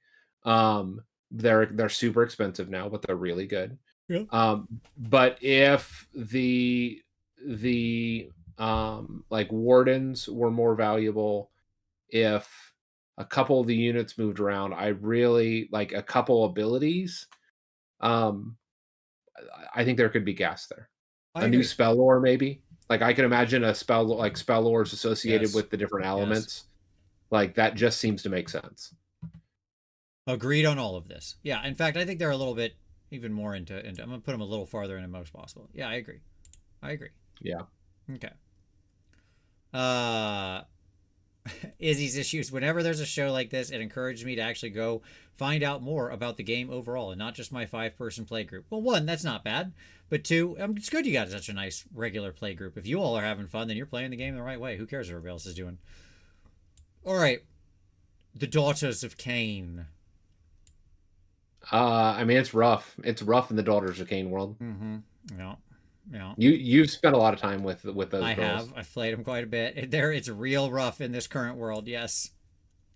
So, do you think a new scroll for let's say your Whippy girls and maybe a new spell lore and or prayer lore would move needles? Yes. Is it everything that you need? No. Could it make a difference? Yes. One of the big problems with Daughters right now is that so much of the army is limited to 20 wound cap units. Correct. Lumineth suffer from this too, by the way, like Sentinels and Wardens and all that stuff. Super aware. Yeah. Super aware. And like being where all the stuff, yeah, Doomfire Warlocks are having a moment, and I hate them and will never play them, so I refuse to play those stupid idiots. I have 10. I have 10 painted. Congratulations on that. But like the problem is when the vast majority of your army read all the witches and sisters and snake ladies, right? When that's like the bulk of the army. Okay. When all of that caps at 20 wound low armor save units. Yep. You are functionally playing MSU whether you want to or not. Right. You're just made of paper. And so it's really hard to play the trading game in the high damage destructive edition here. Yeah. So is there much you could do? Ugh. Like, I think there's some stuff you could do, but I think it is pretty darn limited. That is my answer. What if witches move to 2 wounds each? Or I think you could move the snake ladies justifiably to 3 wounds. Okay. I think that would be a justifiable move given their size. But I don't think you can do the witches. No, they're elves. They're 1 wound models. They're 1 health models, and they should be. Hey, I have elves that are 2 wound models. I understand. Or even 3 wound models. You're stone people. Well, they're made of rock. Yep. Also the Swordmasters. Also, well, they're Dancy. Yeah, they're like multi-class fighter wizards, so that's why they got the extra hit dice. Oh, they're playing they're playing a different edition. So okay, that makes sense. Snake Lady's wound on a 3-up. Boy, you aren't wrong there, Kevin. Boy, you aren't wrong. Yeah. Okay. Like there's just the army's just so fragile. right? It's 20 health on a 5-up save on 3s and 4s. That's the army. What if they were universally -1 to be wounded? Sure, like there's a lot of things you could do. Like you could there's I just think it's like without a full rewrite, you aren't getting there. Like we're gonna need the book to actually do the heavy lifting. I can't picture, and maybe it's a lack of imagination on my part. So I can't picture the like. I haven't small ran in the subset current rules edition. is gonna do it. I haven't ran in the current edition. They're still running on a frenzy chart, right? Yeah. Battle run 1 through 5. Yeah. And it's like pluses as they it basically looks like it's looked forever. Yes, for the most part. Okay. So what if for all of those pluses they also gave penalties on incoming? So it swung both directions. Yeah, so they got like tougher as well as that. Maybe. Yes. Depends on what it is. Depends on what you did with it. It could be. But again, maybe. I'll give you that answer. If they were willing to get that aggressive and rewrite the battle trait, yes.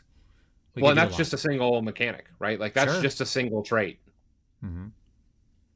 Now it's the core of the army, but sure. Yeah. All right, next up, Sons of Behemoth. I mean, they feel pretty good. I'm gonna be honest. These guys don't need a lot of help. Okay. And it's very possible. We don't know what new battle tactics look like. Like one of the things that's hurt them is the battle tactic game. And if we're in new battle tactic world, we don't know what that looks like for them. Sure. Yep. Them intercepting and recovering or whatever that one is of like killing units. I think that they might be able to get there double teaming. Sure. The thing about giants is, honestly, we could do a lot by just going in and upping all of the damage of all of their main weapons by like 1 or 2. Yeah. The number of times I've attacked with my giants and did like literally 0 damage to an average unit is just crazy high, right? And that's fine. Like I don't mind the swingy experience, but if I hit, I'd like to if I get in there, I'd like to actually wreck something. Yep. And the damage is so high in this edition, having a bunch of health doesn't really do anything. It doesn't, especially with all the strike blast that is floating around. Yeah. Yep. People would just blast through you. Yeah, I went into a Giants player and I was like, 2 of them came in on me and I'm like, you strike last? Okay, great. So here we go.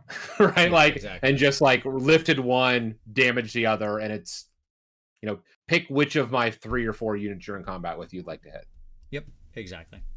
So I think it's very possible. I don't think they need a ton of help, but I think we could really have some fun stuff there. Yeah, we've talked before, Cygnus and for others who said this, like we've talked before about how I think giants should be rewritten. I think they should be brought down to like 25 wounds and brought down like 120 points on average, so that you end up having more of them, but they're basically just like 25 health units, right? The equivalent of that. Yep.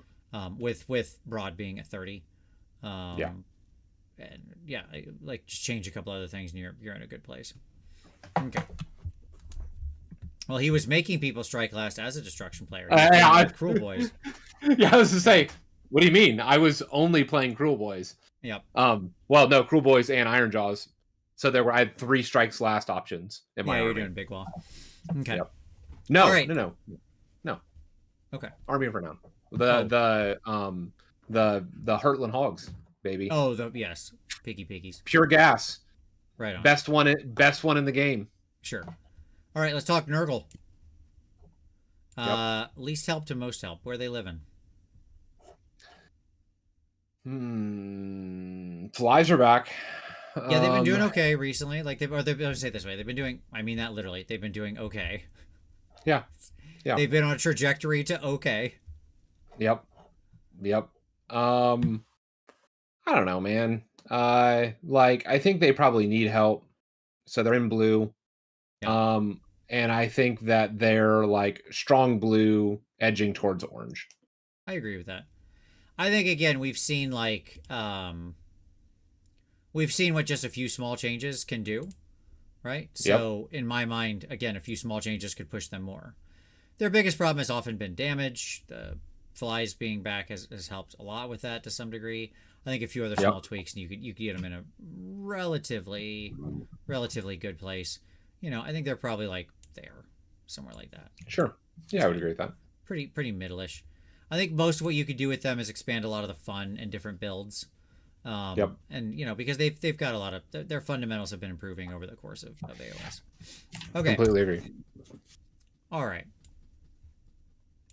S2D. Slaves. I think they need some of the least help. Yes, sort of, but continue. Like, I think that if we're going to help them, I think all of the help needs to live with the barbarians. There we go. The Dark Oath. Okay, you already anticipated my counter argument, which is correct. Yep. Like, I'm going to put them up here, and it's not because anything that's wearing heavy armor needs help. Correct. And like, again, yes, I've been working on Lumineth. The other thing I've been working on is building Dark Oath, right? So, like, I agree. So they could certainly use some help. I think that and I think that you could probably reasonably get there, because that's actually the targeted kind of help that works best in this type of environment.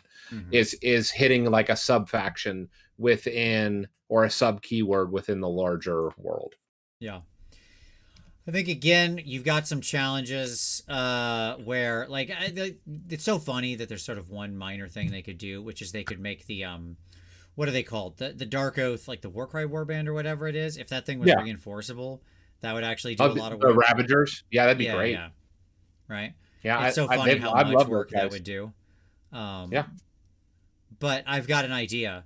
Let's just take what the Ravagers can do and, like, put it on a different scroll that can be reinforced. If you don't want to do that, just take those rules, put them over here on this other scroll that can be reinforced. It's a regular unit you sell. If you want it to be such a hard rule that you can't reinforce it, great. Switch the scrolls. Yeah. Right? Agreed. So, I agree. I think this is fairly possible. Honestly, I think you could do quite a lot of work with, especially some formations and enhancements, because those are the things that all suck. Like, right. Your heroic traits suck, your artifacts suck, your battle formations suck. Yep. Everything wearing Chaos Plate is good. Yep. Right? And the barbarians just need that lift. Obviously, Be'lakor could use a rewrite in the weaker category, but the reality is that, or you just jack up his points. Yeah, just jack up his points. Right. That's right. He's fine. I like him being what he is with a neat, unique trick. Just send him up in the points. Okay. Cool. All right. Okay. Well, I had them in here. Sir not appearing in this. Sorry, guys. You go down here under Impossible in this corner. I forgot I copied them over. It was Beast of Chaos. They'll be over here in the RIP section. Here, we'll just do this real quick. Boop, boop. And then we'll grab this. We'll put this down here. And we'll have it say F in chat. There you go. Okay. Womp, womp, womp. There we go. Okay. I forgot. I just grabbed the whole list of them. I didn't even realize what I grabbed. All right. Idneth Deepkin. Ooh, they're obviously doing well.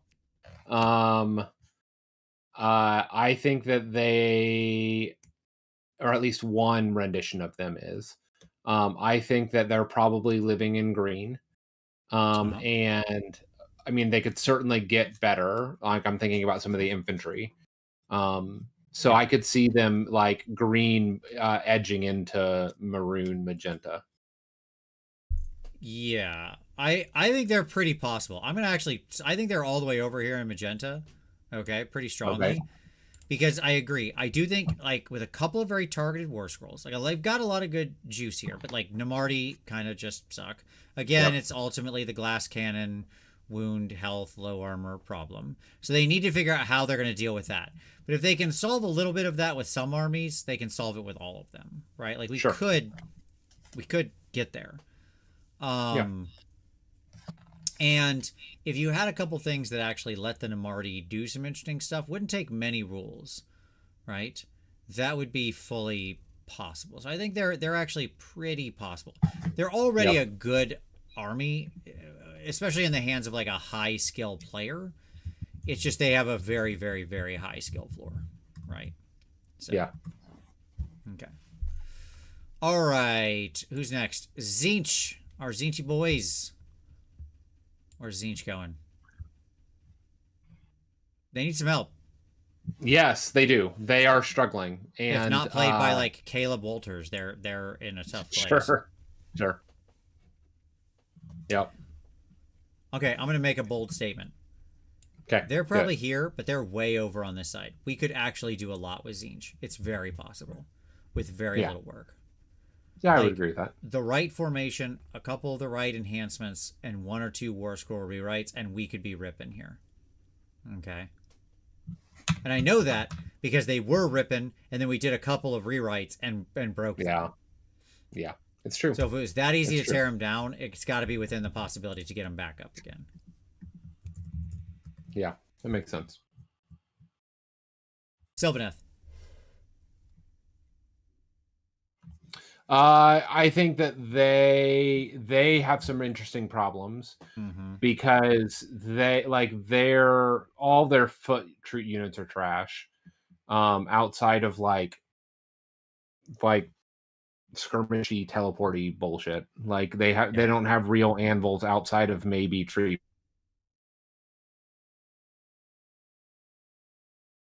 highish wounds, right? I think that they do have a need. Agreed. But it's a low need. I don't think it's a high need for Sylvaneth. I think it's very possible. I agree. On the page with you there. I think they're probably like here, a little bit below Idneth, but pretty darn close. Yeah. Yeah. I think that's right. Right. Okay. Nighthaunt, our spoopy boys. Where the ghosts go? Does the gang show up and pull off their mask and it turns out it was Old Man Witherspoon who runs the amusement park the whole time? What happens next? What is next? What do we do with them? The true boogeyman, literally, haha, of this edition. Okay. Yeah, it's so painful because they are also stuck on 20 wounds. Yes. Now their invulnerable save makes it a unique conundrum because that 20 wounds can go forever or can literally just evaporate. Yep. And so I think that they probably need some help. I don't think that they need a lot. And I think it's very possible. So I would have them. So like, I would still argue that they're going to be like, I think they're in orange, with towing into purple. Wow. So you think they need that much help and they're way up here? I don't think that they need that much help. I think that they are in the middle of help. Right. And I think it's very possible to move them towards something that is competitive but not oppressive. That's funny because I was going to put them on the other side, on the same. Okay. You and I were in the same place, north south, but I was completely on the opposite side. You think that they can't be helped? I think they can't be helped within the scope of this spring because I don't know what I think. Because I think ultimately they're going to need their book. That's what I think. I just think there's fundamentally weird things about the army that we've got to hammer into shape. Maybe, but I think that a lot of those can get borrowed forward from if they already know how they're going to design it and where we're going in 2 months or whenever this book drops. Yes, the terrain piece is coming. They're not going to just do that ahead of time, but a lot of the other stuff can actually show up in this update. Okay.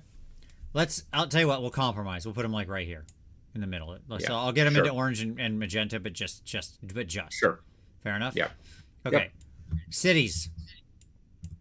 Oof. I got a really simple answer here. This is going to be a weird one, okay? They need a lot of help, and it's super possible. They're an outlier way up here. Let me explain.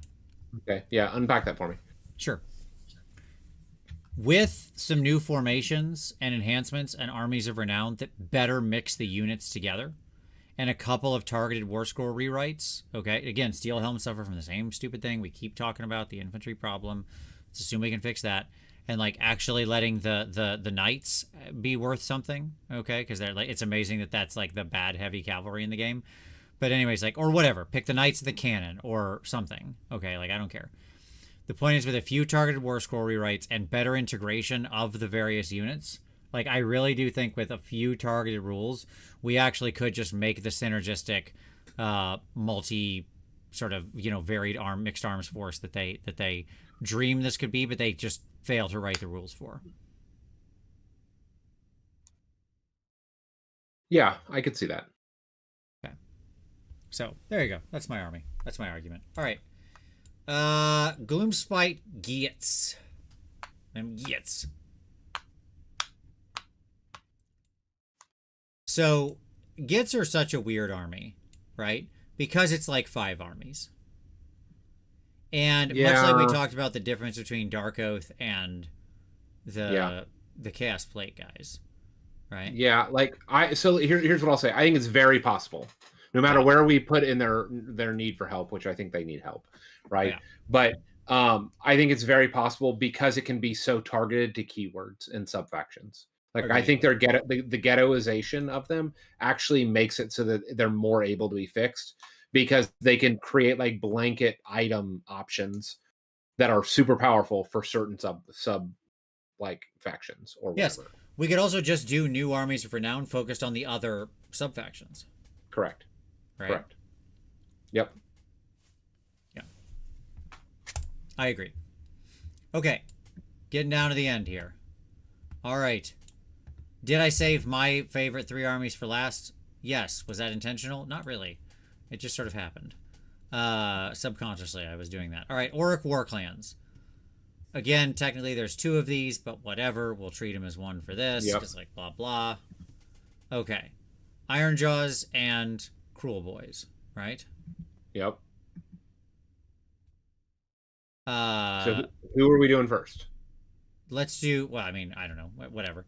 Let's say Ironjaws first. Okay. I think that Ironjaws need help. And I think felt like a midline. That felt like a midline. Yeah, but I think it's very achievable, and I think it is very achievable. Okay, agreed. Now, what about Cruelies? So, I think Cruelies are going to be a lot more difficult to help. So I think it's less possible. But I do think that they need some help, just not as it's hard for me to be unbiased. Yeah, sure, I understand. And recognizing that, like, I took out Cruel Boys last month and went 3-0, right? Like, I'm taking him to a competitive event this weekend. So, like, clearly I believe in their capabilities to win a 5-0 event. But I also recognize that, like, I'm doing it in where half of my army isn't Cruel Boys. Yeah. Right? So, like, yes, but the actual army, like, needs desperate work. I agree. But I don't know, to be clear, I don't know that can be done in this. Because a lot of it is on the possibility axis. You're saying it's like like a lot of it is war scroll work. A lot of it is work that just can't get touched with what this is. Well, the advantage with Ironjaws is if you fix like 2 or even 3 war scrolls, you've basically updated the entire army, right? Because but again, with the like a few enhancements that don't suck and stuff like that, I do think you're right. I think they live pretty far on the possibility, like pretty high up on the possibility thing. I think it's probably something like this. I think Cruel Boys are a harder fix than Ironjaws, right? I really do. I think that is definitely true. Just on the possibility. Okay. All right, 2 left. Heed Knights of Slaanesh. Hey, what's up, KO? How you doing over here? What's going on? Yeah, they're not as bad. We're not like hyperbole aside. They're not near as bad, but they're over here on the like least possible side, looking up. They're hanging out in the Fire Slayers, Caradhran Overlords, Heed Knights of Slaanesh, Bermuda Triangle, where armies go to die. Right. Yep. They put up perfectly fine numbers at tournaments. Like that's why they're they're down here farther than all the rest of them, right? Yep. But that's largely on like one distinct, consistent play style. Yep. Like they're not living up to what the army could be. There's so much trash in there. There's so many playstyles that just don't work. Like it's consistently just running different flavors of archers in a lot of, basically as being the combination. Because it turns out shooting just will carry you to like a 52% win rate or something. Yep. So, the arm plus it's mostly their battle trait, which I don't know if they'll have the guts to touch. I think they think it's fine. I think it's an awful piece of design. There you go. All right, and last, certainly not least, Skaven.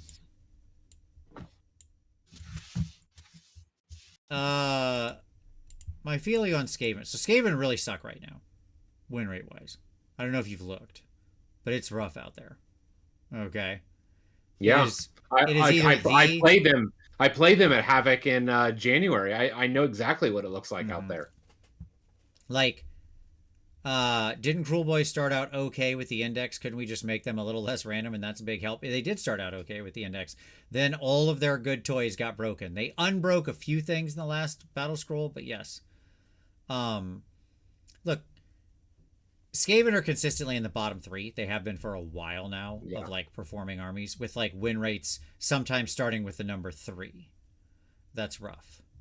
Yep. They've moved up a little recently, which is good. Right? Yep.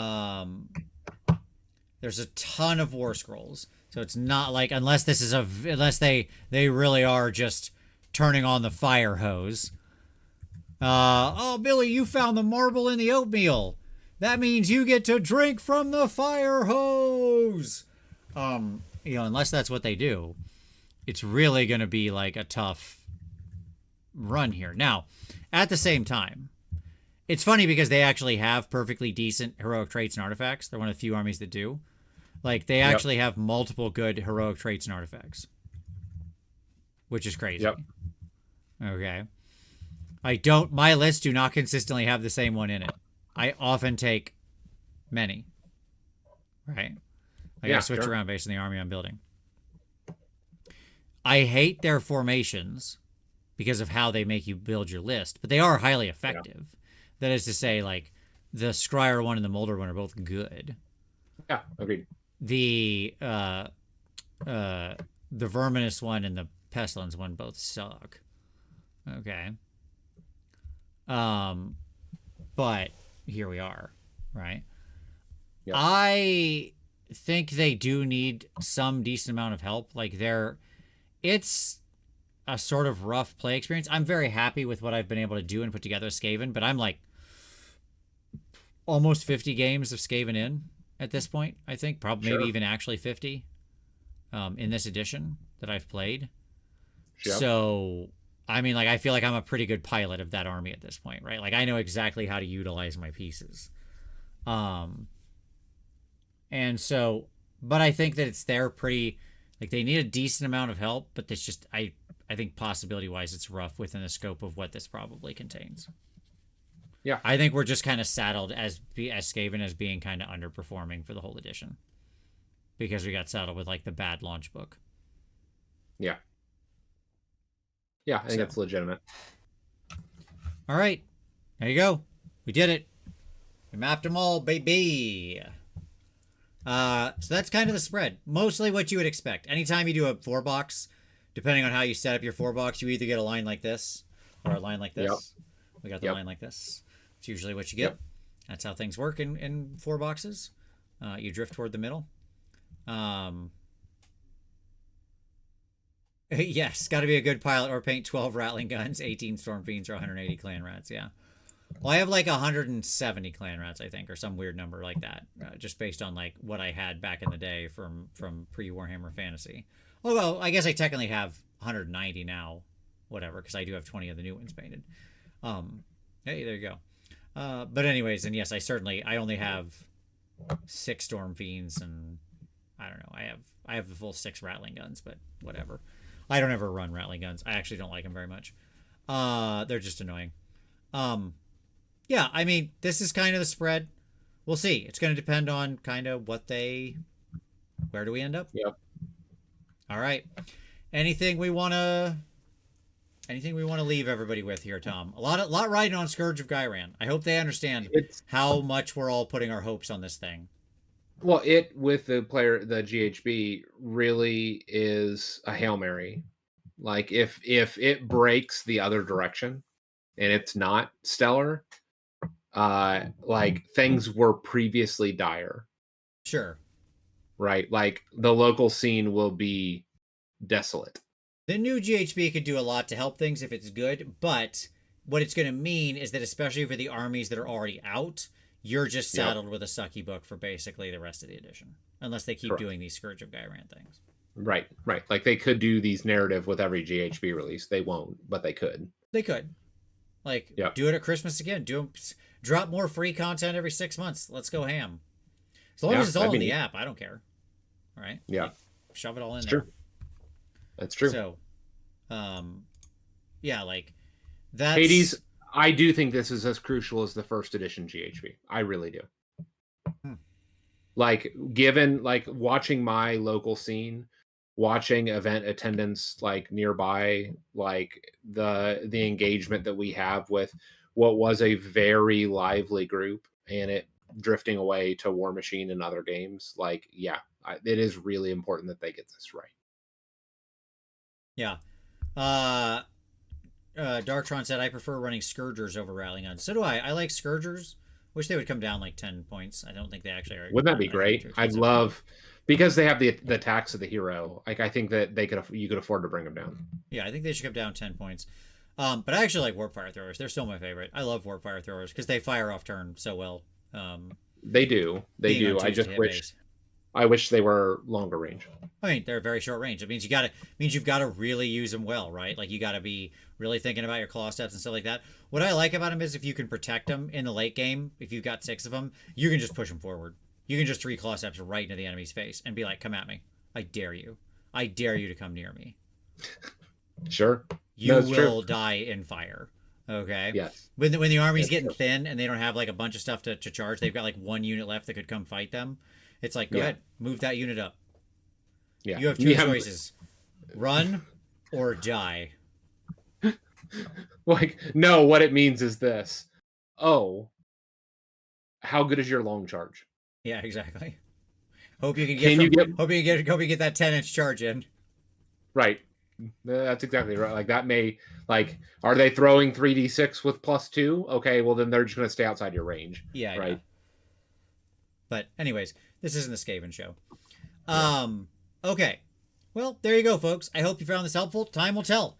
I assume here in a couple weeks, we're going to start seeing the first, the first kind of effects of this. Mm-hmm. I hope. Mm-hmm. Counting back, as I said, like basically the 6 or 7 weeks from the launch is when they're going to have to start. So we assume sometime in May, we'll start to know. And we'll come back and see how we did.